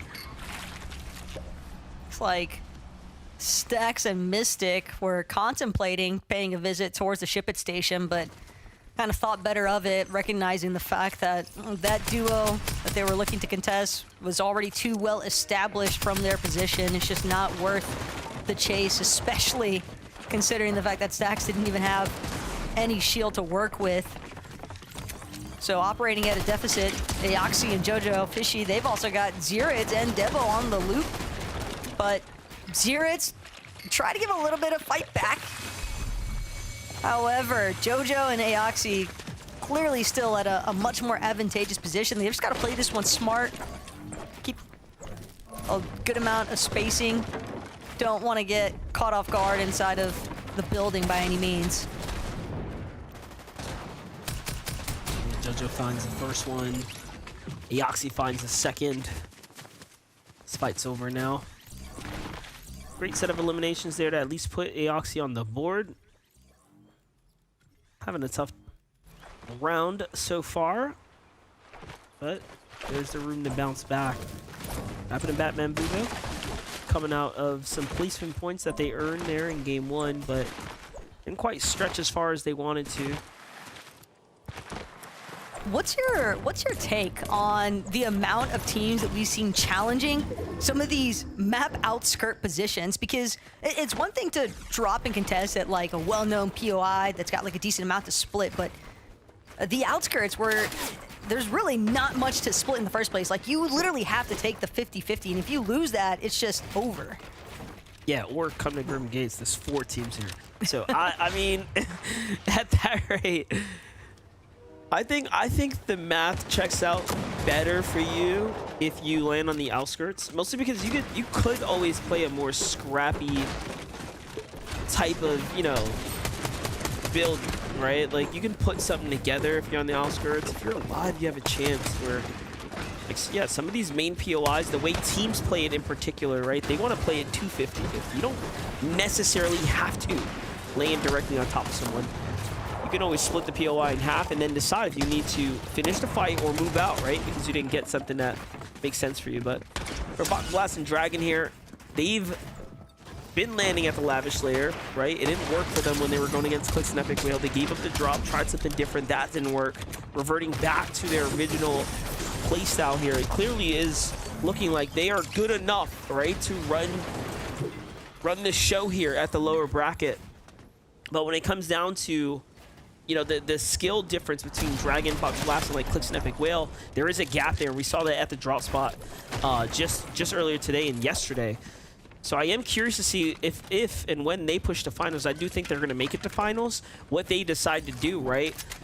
They're going to have a more difficult decision where it's like, hey, look, we did well in the lowers through Lavish. Do we stick it out and then contest, you know, some of NA's best? That's a hard decision to make. Yeah, more on that in a second, because Tony just completely ripping apart Sharkman and his duo. Flappy, another player, hoping to not get eliminated in the process, but the hopes are just not going to pay off against the likes of Fade and Katara. It's a nice 2 eliminations that they're able to collect. And circling back to the Dragon and Poppy Blast conversation, we already saw Clix and Epic force that team off of their drop spot. They opted to just land elsewhere on the map. They checked out a couple of other locations that didn't pan out in their favor, which is what got them in the lowers in the first place. But maybe the familiarity of that drop could be a big part of the reason why they want to stick it at Lavish Lair, just to qual. Because Grands, there's still so much opportunity just making it there in the first place. Yeah, but that's what I'm saying. Like, there could be like this false... I feel like you could pull a false positive, basically. Like, you play so well in the lower, coming out of it, all of a sudden you're thinking like, yeah, you see, we should have just stuck to what we know, right? And then all of a sudden, you get into finals, and then you're going against like really, really, really good top-tier competitors. And, you know, it only took them 1 game in uppers to realize that time, like, whoa, right? Like, Yeah, all right, this didn't can't- work out. I can't picture them wanting to stick to Lavish Lair, knowing that Clix and Epic are going to be there. If anything, they'll probably take this week, because they do have at least this week to prepare. That is true. Maybe try and pinpoint a different sort of drop that they want to try and take their shots with. We have Carrot, Sieges set up on this big surge base right now. Macwood and Blake on their movement, just on the outsides. Macwood and Blake, that strong opening kickoff game, now have a chance to just pop off one more time and solidify this top 15 here. For Sieges and Carrot, they have already used up their, you know, their 1 piece of cushion, if you will. There's no more mistakes to be made here. No more mistakes that can be had. At this rate, you have to play very, very well if you've already kind of expended that first game. Otherwise, it's chalked. It's over. And it's even more tough when you consider players like Carrot. You know, they're trying to qual from lower bracket to even experience their first FNCS Grand Finals in the first place. So, decent amount on the line, but we'll have to see how it pans out. Crims and Liam caught up for a moment. Things looking a little bit sticky here. They've got the zone closing in on them as well. Storm damage, though, only going to be 1 tick, so nothing to be super concerned about just yet, but the real issues are going to surface once they actually rotate into the zone, because they're going to have to deal with teams that are already likely in a significantly better position than themselves, potentially even could be held on that edge of zone. So that was really interesting. They go and use all of the Flowberry Fizz and then take the Chug Splashes to the road. I feel like that might come back to haunt them. It was only 20, but that's 4 attempts at rotations essentially, right? For you and your duo. Jumping in with Zooks and Shadows right now, utilizing this mythic water bending. Very good for applying pressure. It's kind of crazy though, huh? Like how I remember very clearly in the first qualifier, Taco, you were mentioning like, yeah, you know, teams haven't really figured out how like strong this could be. And then all of a sudden now it's like, yeah, give them just a couple more weeks and it's like meta right now, right? Like 1 person on the teams are running mythic waterbending. It took exactly 1 Seti and Cammy performance, I think, for everybody else to kind of just decide, yeah, maybe we should tap in. Waterbending Mythic, it definitely goes crazy. I like, as well, seeing teams opt to use it, considering that it has the infinite ammo, so even though it doesn't do a drastic amount of damage against builds, it makes it harder for teams in those surge bases to want to opt for peeking, because it's very likely they'll get hit by the Waterbending Mythic, and if not that, just chopping out the top layers, because again, you're not wasting any of your actual ammo, and you can always swap it out if you don't want to carry it into the late game. But if you're a team that's looking to try and play for height, play that top position, the Waterbending Mythic then becomes an excellent tool when it comes to suppressive fire. Yeah, you know, I think it does. I think it does pretty good pressure though. Like, we've seen a lot of today, especially a lot of teams getting hard pressure by multiple mythic waterbending, essentially duos targeting into the box. So that no cooldown definitely gives you an edge, I'd say, over some of the other items or weapons in the game. Yeah. Also, that shot from Blake on the DMR. Oh, 102. You were talking about the fact that, you know, he'd been warmed up, was looking really good, but his duo, Macwood as well, in the first lobby, dealing 1,500 damage and a little bit of change, but he only took 67 damage from players. It's like a 22.66 damage ratio, man. Shoutouts all to him with hot deets, man. Just crazy how heavily these players can be monitored, but those are the kinds of stats that you're going to have to whip out if you want to maintain that position in the top 15 on leaderboards. And that's another fun stat right there.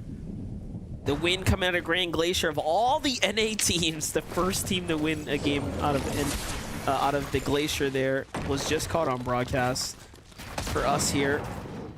Exciting stuff, but just shows you stats are meant to be formed and broken at times. But take a look at the H Cube here, losing Fago.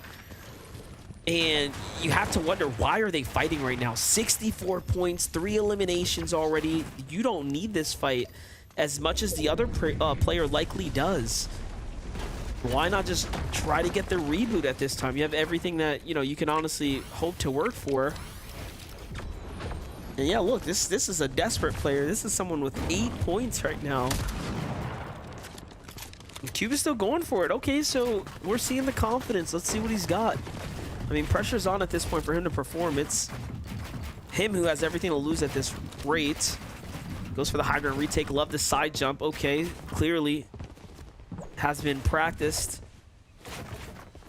This is a fight, though, that Cube kind of needs, because if he can force this other player back, that means that he might have the opportunity to then utilize the reboot van. It is still early enough, and you can already hear Oh, it goes so fast. He's just immediately trying to push this reboot van. We saw a couple of reboot van battles over in EU throughout the course of this weekend, but Cube, he knows he can't permit Cupcake to continue. Otherwise, he's going to lose this opportunity outright. He wants to bring Fago back into this one. But Cube actually just outright electing to let Fokek have it. He'll take his odds with the tunnel instead. Another reboot van so close by. But now he's definitely exposed himself to teams that are a little bit further south of Pleasant Piazza. If this reboot van might alert the masses. But you know what's worse about this as well is that other player is going to get the pickup, and then his duo is going to secure all the loot there, right? Yes. Which is like Hugh just set himself up for a huge L, like low key. Like, he might have thought like, oh yeah, fine, this is smart, like I'll get the pickup. Yeah, sure. However, you just gave away all of your duo's loot like to the opponent, so that's even more of a setback for them right now. It's harder to come back out of that situation, I think, than it is to just, you know, play it out, like, if you will, or take the fight. Because even then he blew like 200 metal just to protect himself there too. So it's a lot to trade off for the pickup at that moment. You almost have to wonder if maybe that's kind of a split decision potentially between teammates, or even potentially a call made by a coach involvement. But I'm right there with you, MDF. It's a pretty big sacrifice to make. So maybe Cube and Fago, given the fact that they already had those 64 points, have the feeling that they've got the confidence in their own gameplay. Like, hey, we'll make it back. We'll get the loot back at some point. It's the only reason I could imagine that they'd be so willing to forfeit that opportunity at the Ship It Station reboot. Well, we're going to start gearing up for the mid-game here now. Cease and Jack are already positioned up with the big boy base here. Once the zone starts to close, we'll likely start seeing warnings come out. And more importantly, where this game's going to start ending, I feel like we've gotten like a lot of West zone pools. Like, there has not been a lot of East zone pools, or North zone pools for that matter.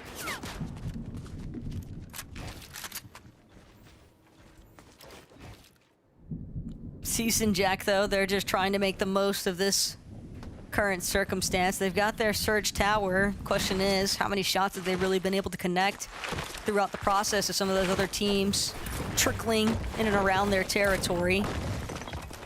Aviv and Chubbs, though, right back to it. Some more teams filtering in towards this split near the Ship It station in between Pleasant Piazza and Fencing Fields. You could see a handful of teams as well just south of where Aviv and Chubbs currently have this Surge Tower built at. And for the teams coming in from the south side, Walkers and Fatch could have a tough time about it, but not as tough as what Blanc and Sandler are dealing with. Stax and Mystic just gonna cut their odds short here in Lobby 2. Back to the drawing board, and Sandler Blanc looking like they're gonna need a Victor Royale win, basically, with some eliminations if they want to find themselves in that top 15 on the leaderboard.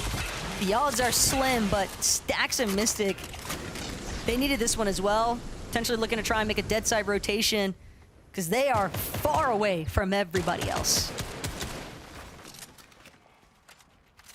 For TK and Frantic, Bacon here, much different conversation. You can see how well positioned they are.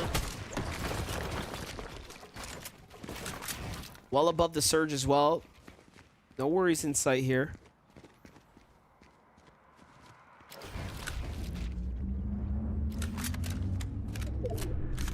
There goes the reboot. Picking up nearby. Everybody's looking. TK is trying to pinpoint where exactly. Regardless, if it hits all the way, you know that TK is probably gonna open up this cone and then start trying to take shots at the player gliding in, if not just keying in that direction in general. I think that's part of the reason why they opted to just leave their box. I don't know how I feel about them leaving the box, though. They were like dead center in the zone right now, so for them to start giving up that positioning here, they might be trying to position up for hype, but we'll find out.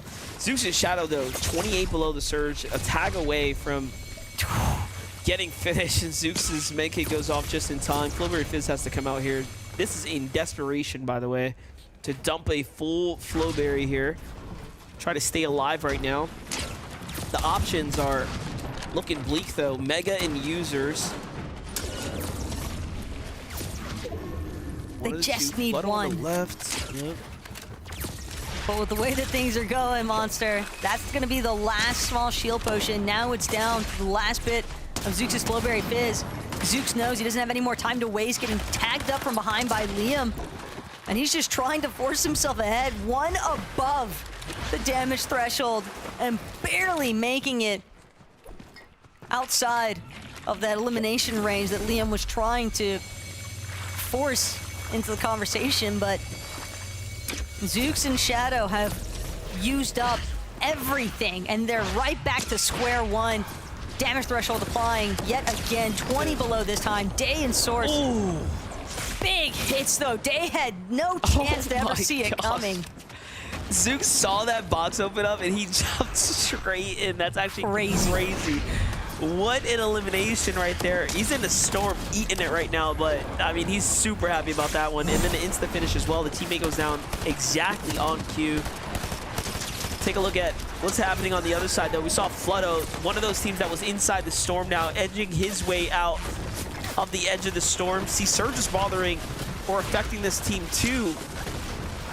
And now all the tags coming in. Yeah, this is what happens when you're late to the rotate. Justin Wood builds. It's all signs of desperation at this point. Cease and Jack not looking to let up right now. They have a chance to capitalize on elimination, but honestly, the fact that it's just a DMR there, the shield crack comes through, no walls come down, so Jack should be reading this and knowing that this is an elimination. Just pick it up at this point. Cal cannot possibly have any more builds, right? Like, surely he got Flutto's Siphon. Yeah, no, he got, yep, that's it. That's the thing, though, is I'm almost amazed at the fact that Jack and Cease opt to not just full key him from that position. They knew that he was absolutely down horrendous in that circumstance, but they want to make sure that they maintain a good leverage over the rest of the lobby, and that starts with having optimal positioning yourselves. Now looking back, they might even have an opportunity to finish what they'd started. But they do need to be wary of the teams that are already poised on the top of this hill. Jack already getting some friendly hellos. They don't want to be the team that gets focused by the entirety of the lobby.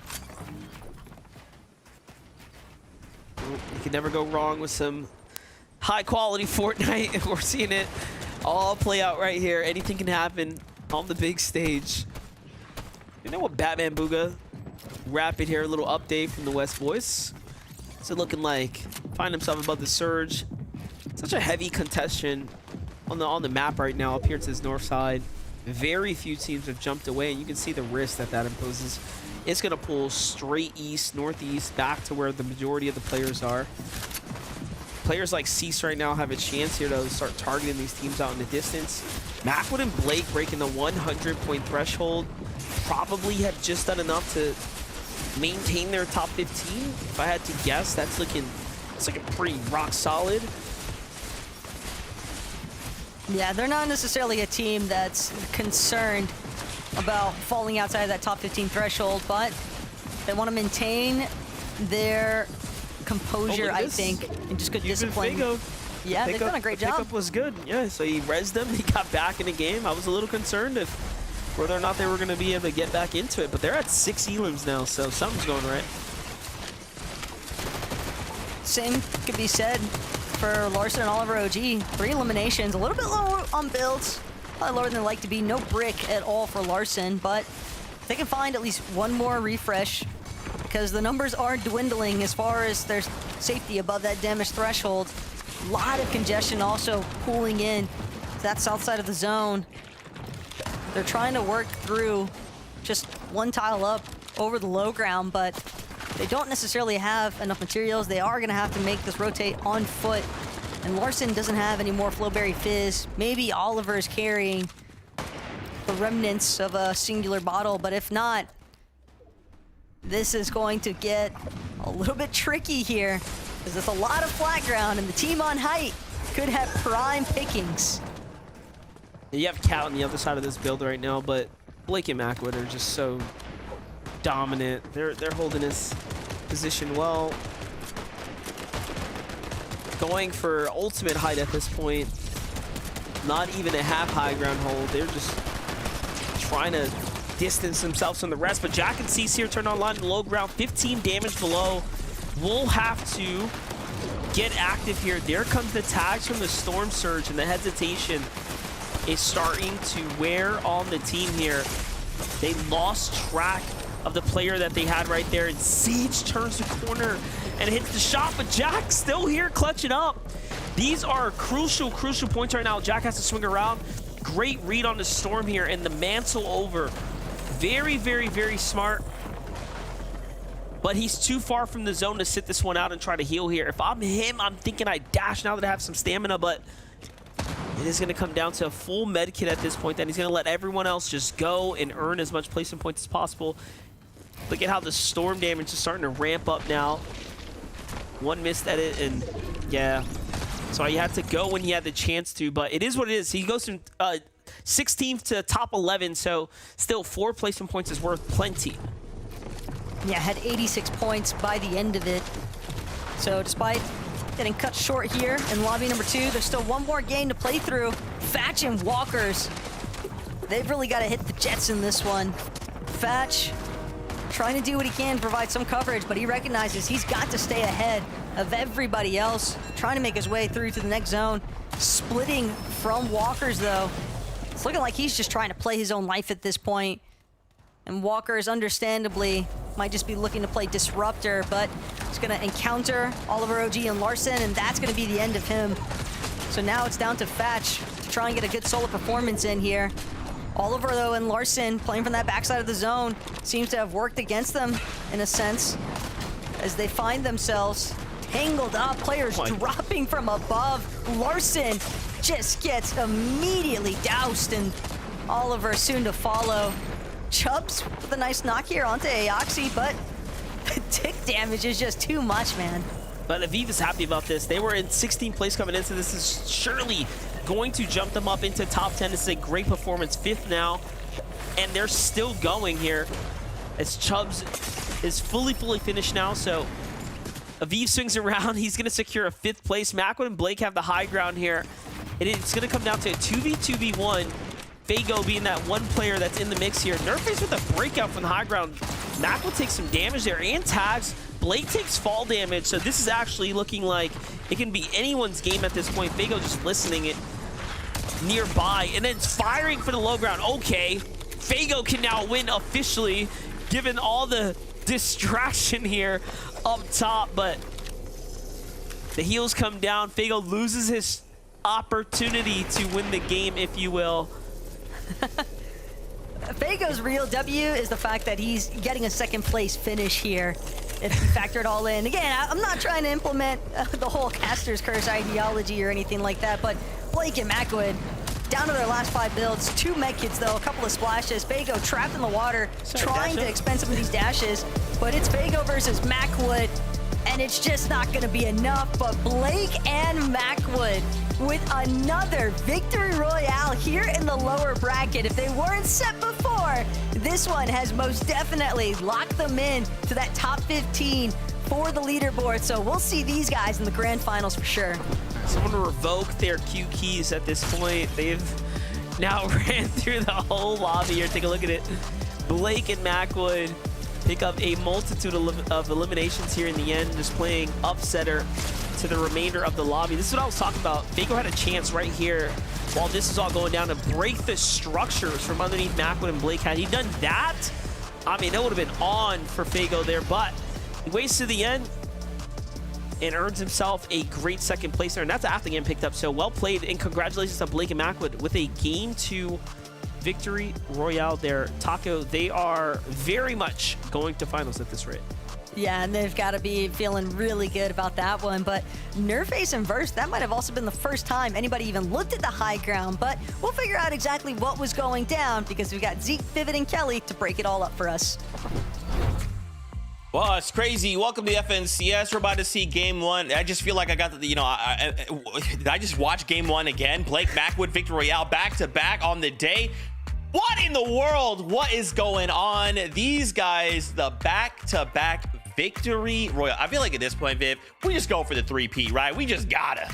Oh, I wouldn't imagine we definitely see them up there because everybody else in the lobby looks like they have absolutely no interest in looking up at the high ground at all. I mean, Blake and Macwood, again, similar situation to game number 1. They're just sitting on high ground from first moving zone and holding it the entirety of the way. The only way this is possible without getting like 10 refreshes is if just straight up nobody applies pressure. And that's definitely the case right now in this lobby.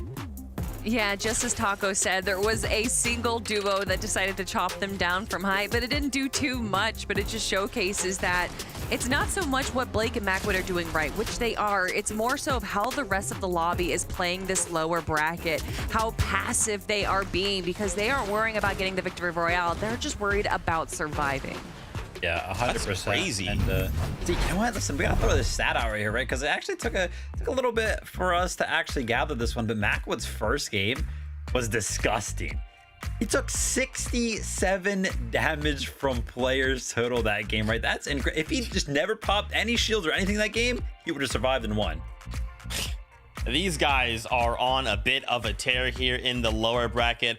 I want to see the standings. So just in case you're tuning in, welcome in. This is the FNCS. This is the last day of semifinals, and that was game number 2. We only have 1 game left to go, and we're looking to end in the top 15 to keep the dream alive. Blake and Macwood, 2 games, 2 victory royales. They look good. We can just go ahead and say they're locked in. They're good to go. What I do want to turn attention to here is in 7th place, Aviv and Chubbs up 9 placements after that game. Now, of course, the job's not done. We want to make sure we keep consistent in this last game, but they are poised to make it through to grand finals. Yeah, and right now our guesstimation is 88 points. Now, of course, as soon as you get 88 points, you're not just going to stop getting points. Like, definitely try to get more because it is just a guesstimation. But looking like Chubbs and Aviv are going to be qualifying. Yeah, and just watching through their last moments here in game number 2 for the lower bracket, their movement through the zone here seems a bit chaotic, but then somehow structured at the same time. Obviously, it didn't work out for Chubbs too much longer there, though. Aviv was able to last all the way until 4th place right here. Or, I'm sorry, 5th place, and Honestly, I don't care if they make it to top 3. I don't care if they got the victory royale. I just want them to go to grand finals. Yeah, I mean, it's crazy that I like that you call this out, Kelly. It feels like everyone is playing it very passively. Like, man, this is not the time to do that. We're playing for grand finals. We're playing for spots to the global championships. We have no time to wait, right? We have a single game left to go. And it feels like, you know, like, what's going on, man? I feel like this should be crazy. We should be seeing elims left, right, and center. Well, you know, again, game number 2, you kind of got to set yourself up to be in a good spot going into game number 3. But I guess, you know, I expect that game to go a little bit crazy. If game number 2 didn't deliver for you, Zeke, I'm imagining that game number 3, right? All of these teams that just don't have enough points have to pretty much go crazy. And a team that I really want to go crazy was in that 20th spot right there. Batman Booga. Come on, NA West represent. I want to see. And we know it's possible. Batman Booga had a great Major 1 this year. Just having a little bit of a struggle this time. But speaking of struggle and improvement, Revise there, jumping up 30 placements into 17th place. But can they make the jump again to 15th and above? 18th place, Walkers and Fatch, right? A duo we kind of called out here and have called out for the last couple of days. You know, this is really coming down to the wire. The window is that much smaller, guys. With a single game left to go here in NA, what do we need to do? Grand Finals is right there. We just need to make it happen. What do we need to do?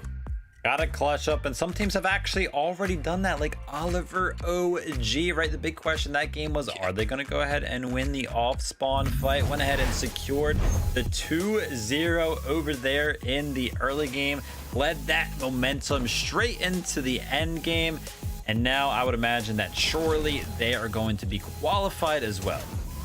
I mean, if the points match that of what we saw at EU, then yes, I think it's pretty much confident with 104 points that they will be making their way into the grand finals. And you love to see that out of Oliver OG and Larson, truly an OG of Fortnite. But who else is going to be joining them? There's only 15 slots available, and with 1 game left, Zeke, I was talking about this with the upper bracket, that I don't think people were actually going to go that crazy in game 3, and it seemed a bit more standard. I don't think that's the case anymore for the lower bracket. There's no more nets to save you down below. I think we're going to be seeing some people change up drop spots. I think we're going to be seeing way more aggression out of these players. But is that going to work? Well, only time will tell. Pedal to the metal, right? This is the time. With a single game left to go, we need to end in the top 15 to fight for our spot. This is it, Fortnite fam. One last ride here from the NA FNCS semifinals. Casters, take it away. Thank you, Zeke, and that's right. The standings are giving us the full picture now as we see that point being around 60 plus points, but that threshold is going to raise, right, Taco? We know the numbers are going to move slightly more north, so I'm thinking you got to earn, if you're in there, probably around 80 to 90 points or so, possibly even over that 100-point threshold if you want to break top 15. Right, just looking at that leaderboard, I think some of our teams, especially that are between that 26th through 30th position, they're really just trying to lock in, do everything they can to try and guarantee themselves to overtake some of our other teams that are actually within, or excuse me, top 30, because you want to be in the top 15. So those players, I think, have a little bit more of a realistic chance in terms of clutching things up, but it's still tough, man, because at the end of the day, I think a lot of unpredictability starts to trickle in at this point, because everybody wants that opportunity, especially teams that are outside of the top 15. And with one last battle bus sound to go, it's time for the final lobby of our FNCS semifinals.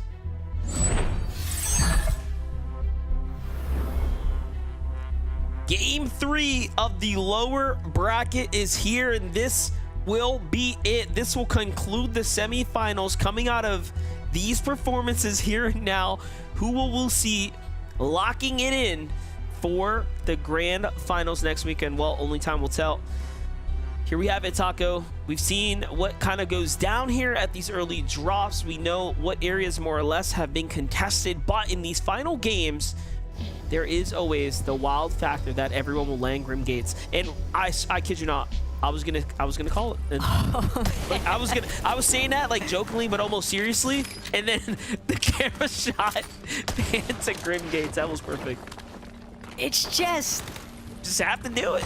Being one of these teams, though, like, surely you're looking at everybody else around you and wondering how did we get here, guys? But Sprite and Shore, 4 points, right? These teams all think if I can just be the duo to walk away from this one, to secure that mythic gatekeeper shotgun, to have the aspect of agility, maybe this will be my game to get a victory royale and come out on top.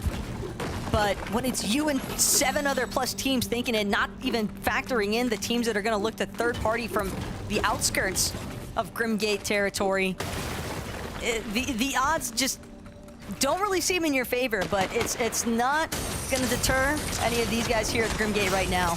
Oh my gosh, Hades Chain comes out and puts in full effect onto Dreamrock there. I'm curious where Nerface and Verse are, because they jumped up, what was it, like 30, 40 positions after getting that second place. Right. And there's teams like that that have even, you know, arguably more pressure, right? Like, it's like you dudded out. Like, you played pretty bad game 1, and then you came back and put yourself on this pedestal here for game 2, and then 3 it's like, all right, you know, hands are probably sweating to get into this one.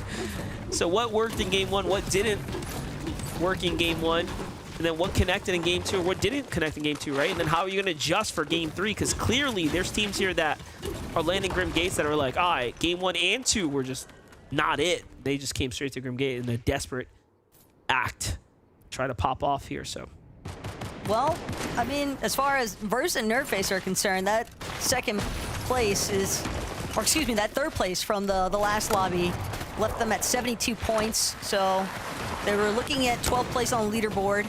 They are just barely inside that top 15, so they certainly want to try and close it out with another strong performance here. Carrot and Sieges as well, a team that is looking to see if they can have their first, well, at least Carrot is looking for his first FNCS finals, but it is an uphill battle for sure. Things could get the ball rolling if he's able to clear out Mega and Users here at Reckless Railways. So much pressure being applied. Carrot certainly understanding the fact that he's got Mega and Users on the rope. The split decision, though, Carrot just getting too far ahead of his duo. Siege is not able to provide the backup they wanted to. They went for the pincer maneuver, but it works against them in the end. Mega and Users just bought themselves so much time. we've seen it. We've seen it before, but Mega, oh, he does get the pickup. I was going to say he gets the pickup likely canceled, but no, Sieges was a little too late, and now Mega gets the save here. And all of a sudden now, Mega uses at 3 eliminations. What has been going on here at the Reckless Railways is a whole different question, likely for another day as a fresh team comes in here. It's Cal looking to find a side angle. Flutto here as well. They're healthy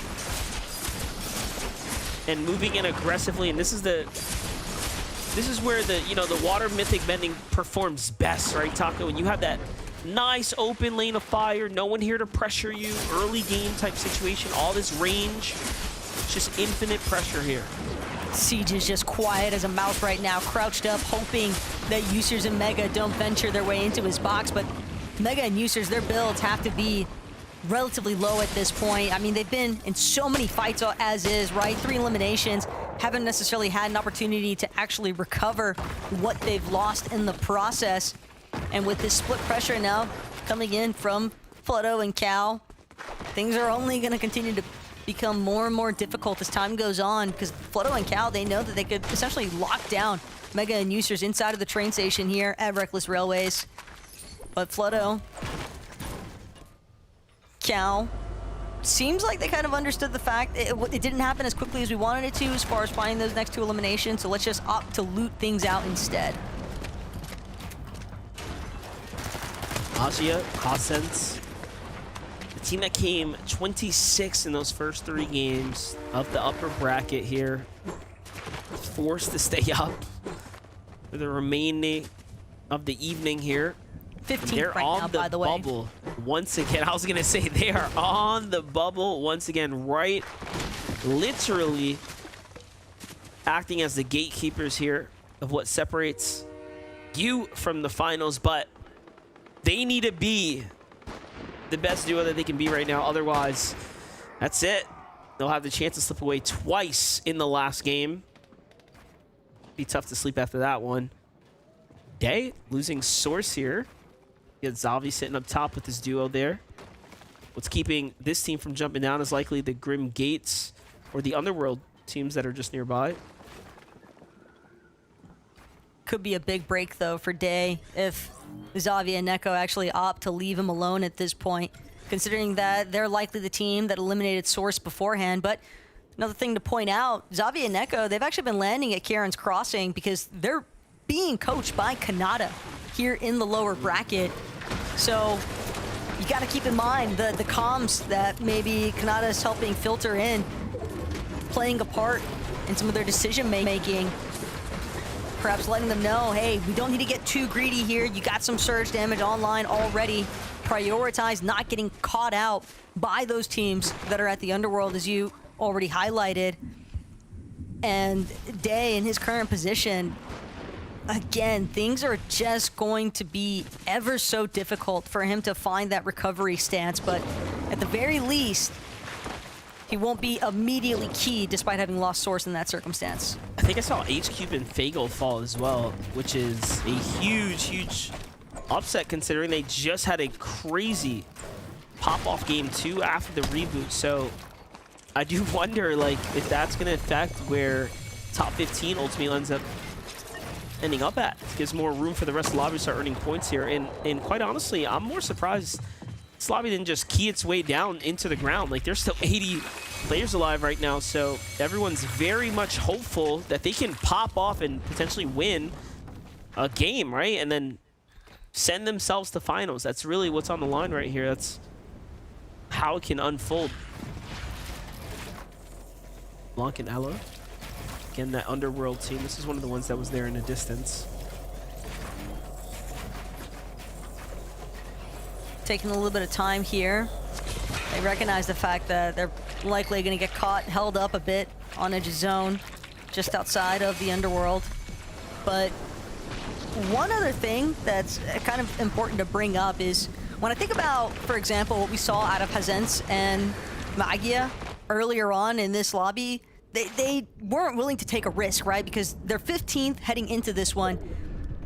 At the same time, I understand not wanting to take risks, but it could definitely influence a player's decisions when they are so close to making it because, again, Hazens, Magia, they just missed out from the upper bracket. They don't want to find themselves falling just outside of the cutoff here in the lower bracket, but that dedication to wanting to play it safe, sometimes you have to wonder, are you playing it too safe now? Are you altering how you would typically handle this situation otherwise if this wasn't the last lobby of the day?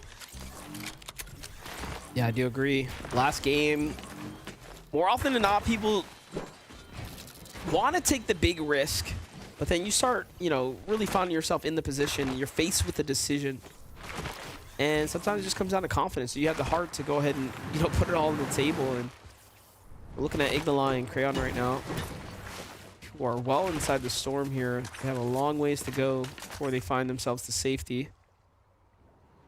Quick update on the standings there with the leaderboards. Once again, 60 points. You have to get past Eden and Hound right now, or Chris and Revised, in order to find yourself inside that top 15. You gotta do it just like this, as Zooks gets sent right back to the lobby, but so does Tony, as an incredible collapse of duos happen here. Way down south, what is going on? Hades Chain is out on both sides. Tenley gets bodied. It's a solo v solo v solo at this point. Everyone's in shambles.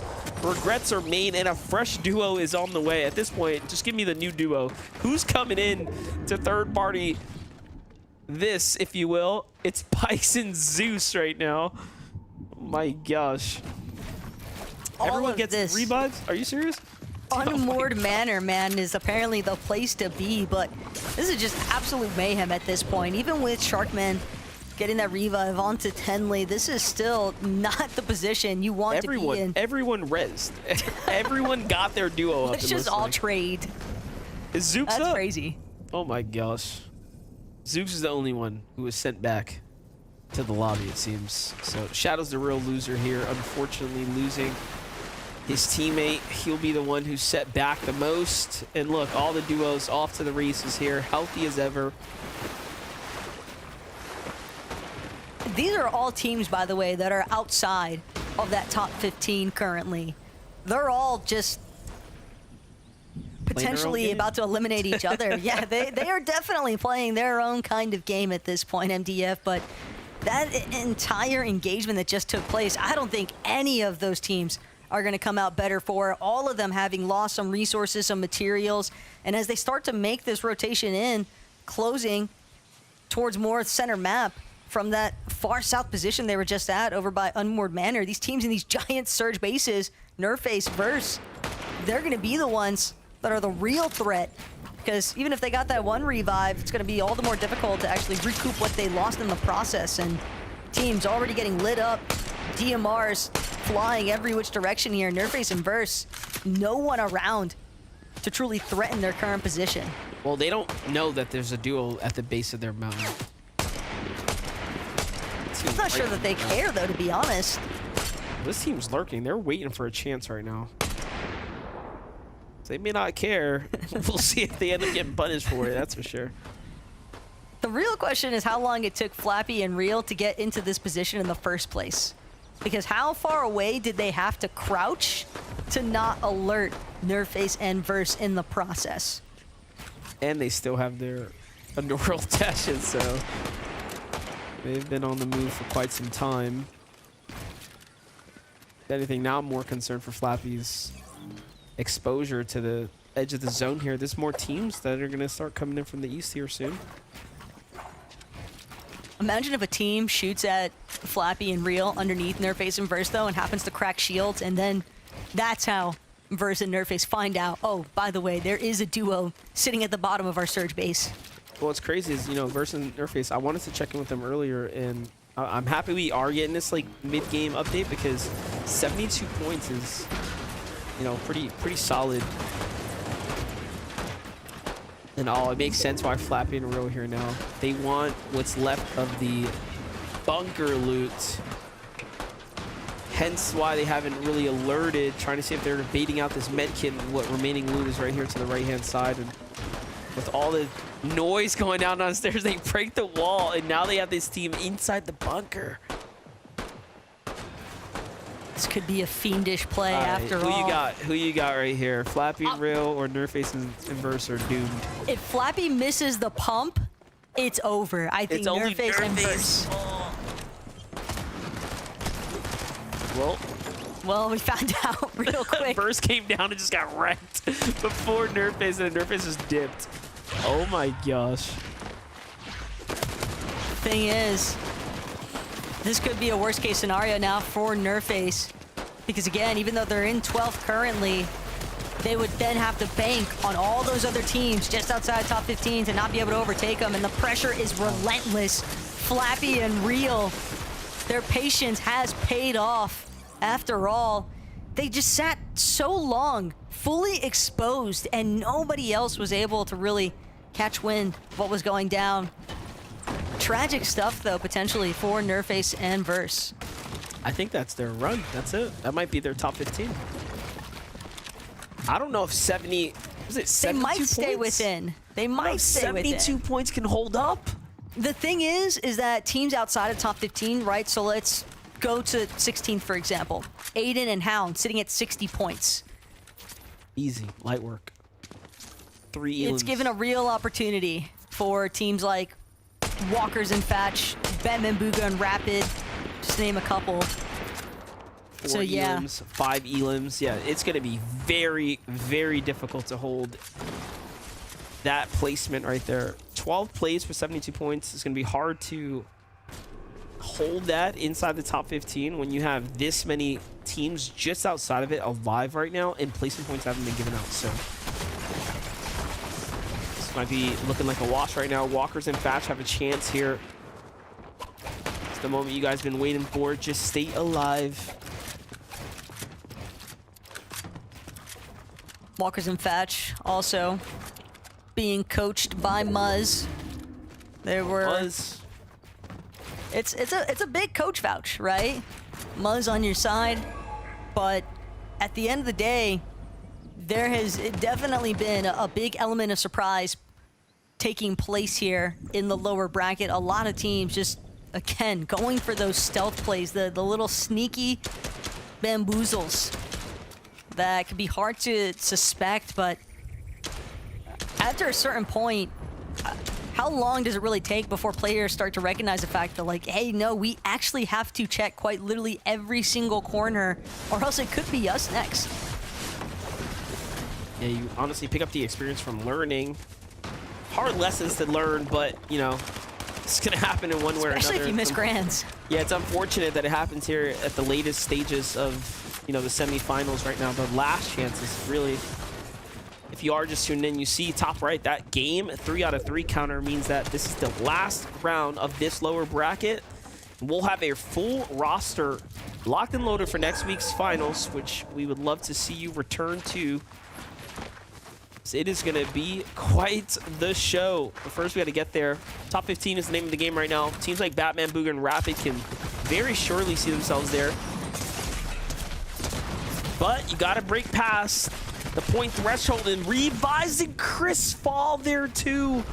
And that's another team now opening up the opportunities for others to go ahead and take away a top 15 position there. So now 2 teams that we've seen here inside of our top 15 have been X'd out. And TK and Bacon, they're going to take that elimination and just bail. They've got the rift. They want to make sure that they can make it into zone. They've already started to draw the attention of some players trying to utilize that waterbending mythic to shoot these players rifting in and out of the sky. Success, though, in a couple of circumstances. Some shields getting tagged, but ultimately, TK Bacon, for a moment, thought they were going to get super aggressive, but Bacon just getting a little bit too lit up. But TK with the snipe, Real stood no chance. The peak was just too long. And now TK, he's looking to keep the momentum going, but he finds himself getting focused out one more time. Flappy trying to see if he can get his teammate to safety, try to make a play for the revive, but Bacon having a chance to heal, but Hello? The wall was down, bro. TK just put a wall there and then lets his guard down, likely thinking Bacon was going to come in from behind him. And all of a sudden, he's treated with his own medicine. And it burns. Oh my gosh. That's like insta karma if I've ever seen it in Fortnite terms. Like, that is so messed up. What are the odds, man? Like, he just closed that wall and he was like, oh yeah, it's probably Bacon entering. No, bro. Like, you're done. There was something entering, just not what he wanted. Yeah, that sniper shot, man. Just oh man. disgusting. Well, here it is. One of our top 10s down and out. It kind of affects, it really does technically affect the top 15. Like, if anything, you want everyone above you to stay alive and soak up points. So for like Verse and Nerface, you are almost rooting that Bacon just destroys, right? Blake and Mac would continue to go on a tear. Like, everyone above you just keeps going is what you want to happen. However, that's not exactly the case right now. Reality is starting to sink in as top 25 is just 3 placement points away now. It's tough, though. I mean, Walkers and Fatch, you saw them just a little bit more isolated in their box position. Definitely trying to be very methodical, very tactical with where they go next. Jojo Fishy stuck at the back of zone, down to his final builds. The wood bound to draw some attention. If Fatch and Walkers happen to just look a little bit to their east, they'll catch wind of exactly where Jojo is at, but finally makes it into the safety. Some pre-existing builds, but I'm not sure that that would actually provide any sort of relief if I'm in Jojo's position. He's just trying to sneak up on someone, anyone that he can get a hold of. But the box's floor is getting closed off. Second time he's almost ruined Fatch and Walker's opportunity at Right. top 15. Very, very close. Aoxy and Jojo Fishy, you can see right there, are at 11. Oh, here comes the surge tag. And we're also tied up. Yep, 102 below. He gets finished off. Earns nothing, by the way. Stuck in place, but he is a position above Verse and Nerface. So, I mean, he's got something going for him. But that's not a safety spot by any means. Oh, no. Oh, Fatch and Fatch. Walkers, before they earn points, drop to the run. The dream is over now. Moment Right. of silence, because that is so sad, man. Walkers and Fatch just not going to be able to string it together here. Down on Surge. Trying to work their way in from the backside of zone, but that's a vicious cycle involved when it comes to the lower bracket. If you didn't have success in the uppers or even get a chance to compete in upper bracket, this is your last chance and the last lobby of semifinals in general. Oh, Bacon's still alive. Bacon's alive. He's the last person rotating on the far right. Larson still up on the south side. Wait, Larson clutching for Oliver OG and Larson right now as well. We might be seeing Oliver OG and Larson get to the finals too here. Yep, Hound should be 8 and up set. right now, 82 points. Oh, as I say that, Mew finds Larson there. GG's, but who knows how many points he had at this point. Oliver OG and Larson had 104 points heading into this last lobby, so I think that should hold for top 15. It's hard to say because you got Dragon at 88 points right here with Pop True. Class, right? Like, and there's 21 duos up. We've jumped into a lot of teams right now with like 80s and 90s. Like, I don't know at this point. Well, one thing's for sure, Dragon and Poppy, they want to find a second chance at duking things out in grand finals. Magia, still alive? It's very, very fickle for where Magia is located at. Hazens as well, though, 86 points, yeah. This leaderboard is starting to look even tighter for that top 15. So many players just trying to squeeze out as many placement points as possible. All right, let's get a Vamos, Magia, and Hazens in the chat. A lot of folks rooting for them right now, but Rapid and Batman Booga, 78 points too. Okay, yeah, we have a lot of contenders right here. Top 15 is going to come down to your performances right here, right now. Dragon gets knocked in the feed. Fishy goes down. Magia gets knocked. A lot of solos now are alive here and are forced to try to play this out by themselves. FNCS Finals is on the line, and it's all up to you. It is all up to how you perform. Here we go. Hazens on the move right here.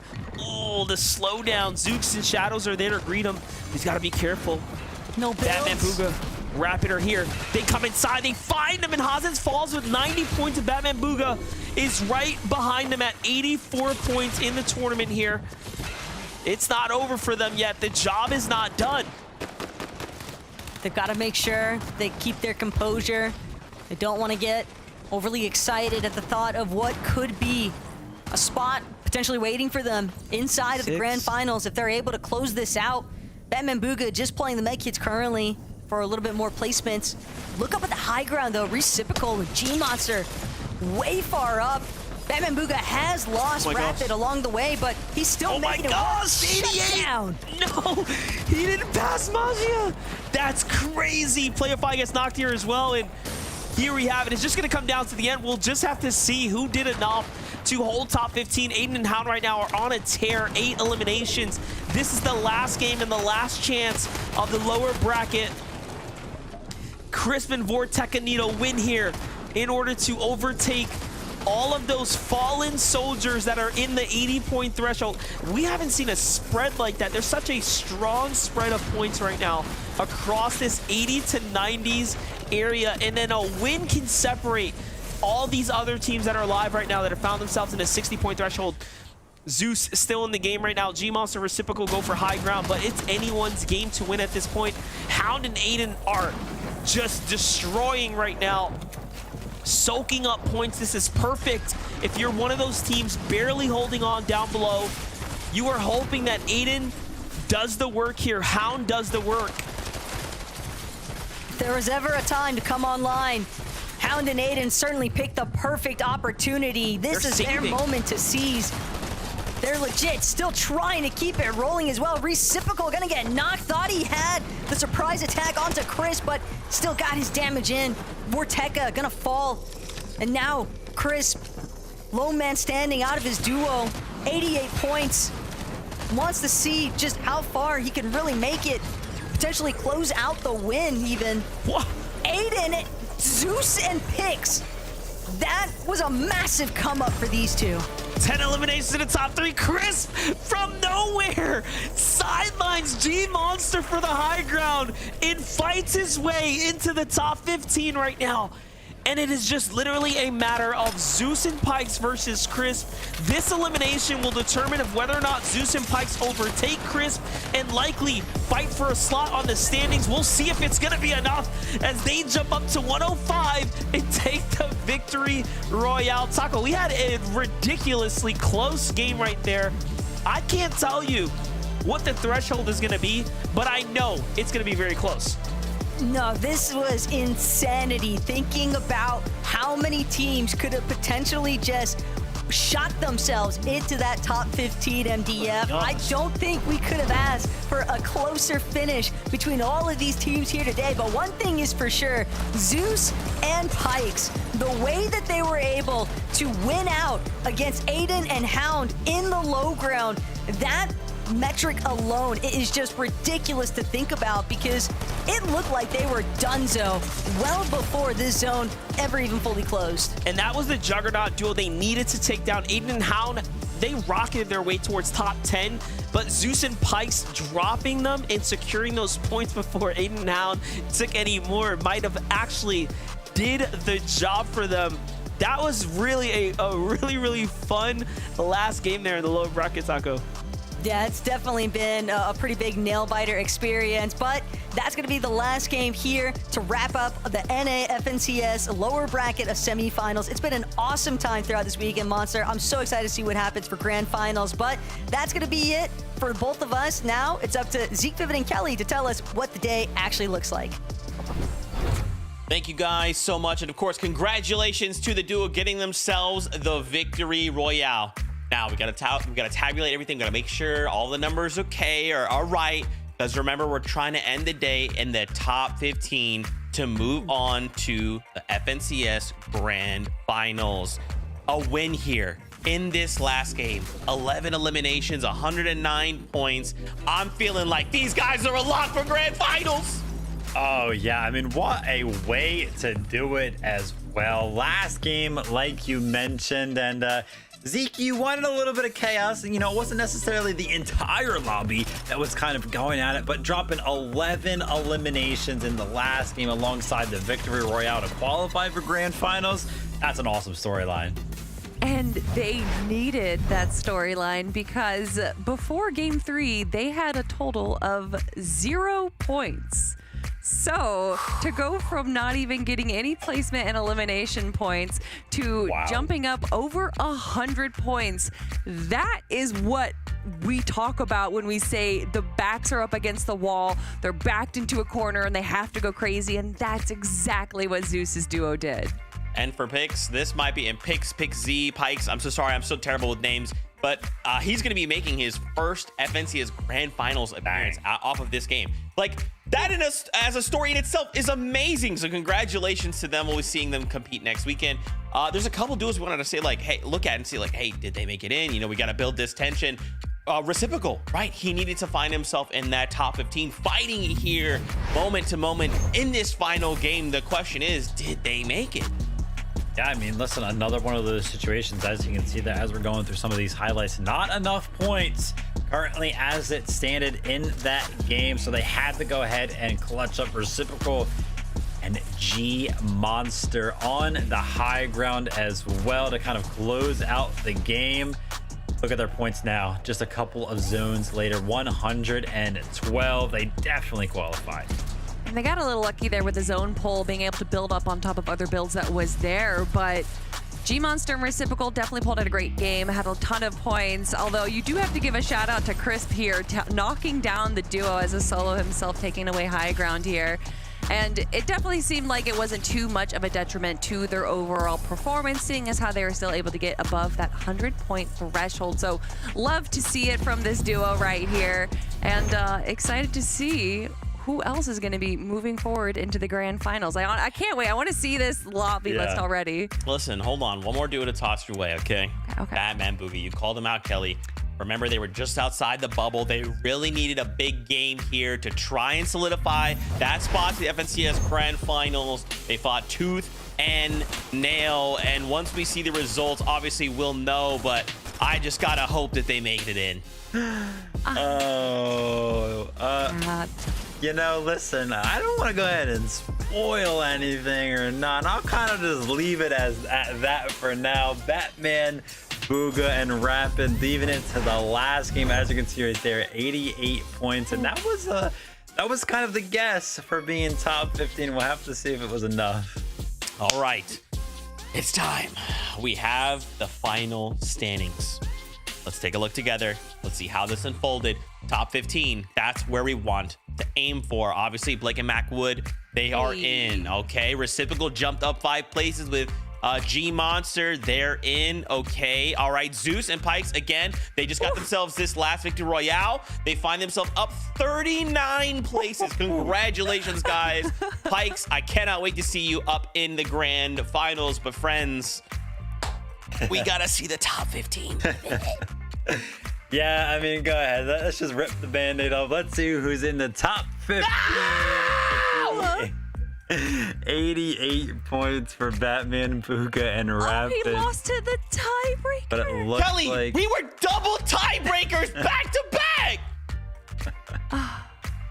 I feel for them. I definitely feel for them. But also, you have to give big shout outs to the duos that did make it. I know a lot of people were cheering on Hazen and Magia, so it's good to see them in 14th place. And then, of course, Vorteca and Crisp, we saw them at the very end right there. Aviv and Chubbs do make it into the grand finals there in 11th place. But I actually just want to quickly bring up a really crazy stat that Blake and Macwood, our first place duo out of the lower bracket in day 3, found themselves in the exact same situation in major number 1, having to go all the way until the final day in the lower bracket and then coming out in first place. So I feel like Blake and Macwood, they're just doing it for screen time, right? Clearly they got some kind of strategy going on. They just want to see their names up on the stream more often. We'll say practice, right? If they're just looking to practice as much as that's got to be what it is. That's, you know. I mean, listen, well, regardless of, you know, practice or anything that's kind of going on behind the scenes when it comes down to an FNCS, that's going to be the day wrapped up, right? We now have our grand finals solidified. Kelly, what a ride semifinals has been, right? The format has been great this year. The first 2 days, victory royales being the only thing that matters, and it's like, here, let's throw 40 teams at you and close this thing out very, very quickly. Shout out to everybody that went ahead and qualified. Yeah, definitely agree. I mean, literally going from thousands upon thousands of duos competing in the open qualifiers round 1 to whittling it down to the top 250 for round 4. And then from there, everyone just trying to get as many series points because you know that they wanted to make it into the upper bracket. And like you said, I love the format as well. I know it might be a little confusing at times, but having it be a little bit of this reboot round where the victory royales matter, but also consistency helps you stay in the upper bracket. I had such a fun time watching the semifinals, but Zeke, I am so ready for the 12-game 2-day series that is the grand finals for Major 2. That's right, Kelly. That's what this has all been about, right? These players have worked so incredibly hard. They've poured everything they've had into this competition, and this now takes us to the 50 best duels in NA in Major number 2. Next weekend, they go head-to-head. There's an Axe of Champions on the line, and 3 spots, the Global Championships, will be available. So, mark your calendars next weekend. We cannot wait to see all of you here for more FNCS action. As always, this means we have to say goodbye. But look, this week, get ready, prepare yourselves. Next weekend, we'll hope to hang out with you guys. Don't forget EU as well as Before Us. So if you want to watch more Fortnite, check them out as well. Until next weekend, we love you. Keep yourself safe, and we'll see you on that battle bus. Beep, beep.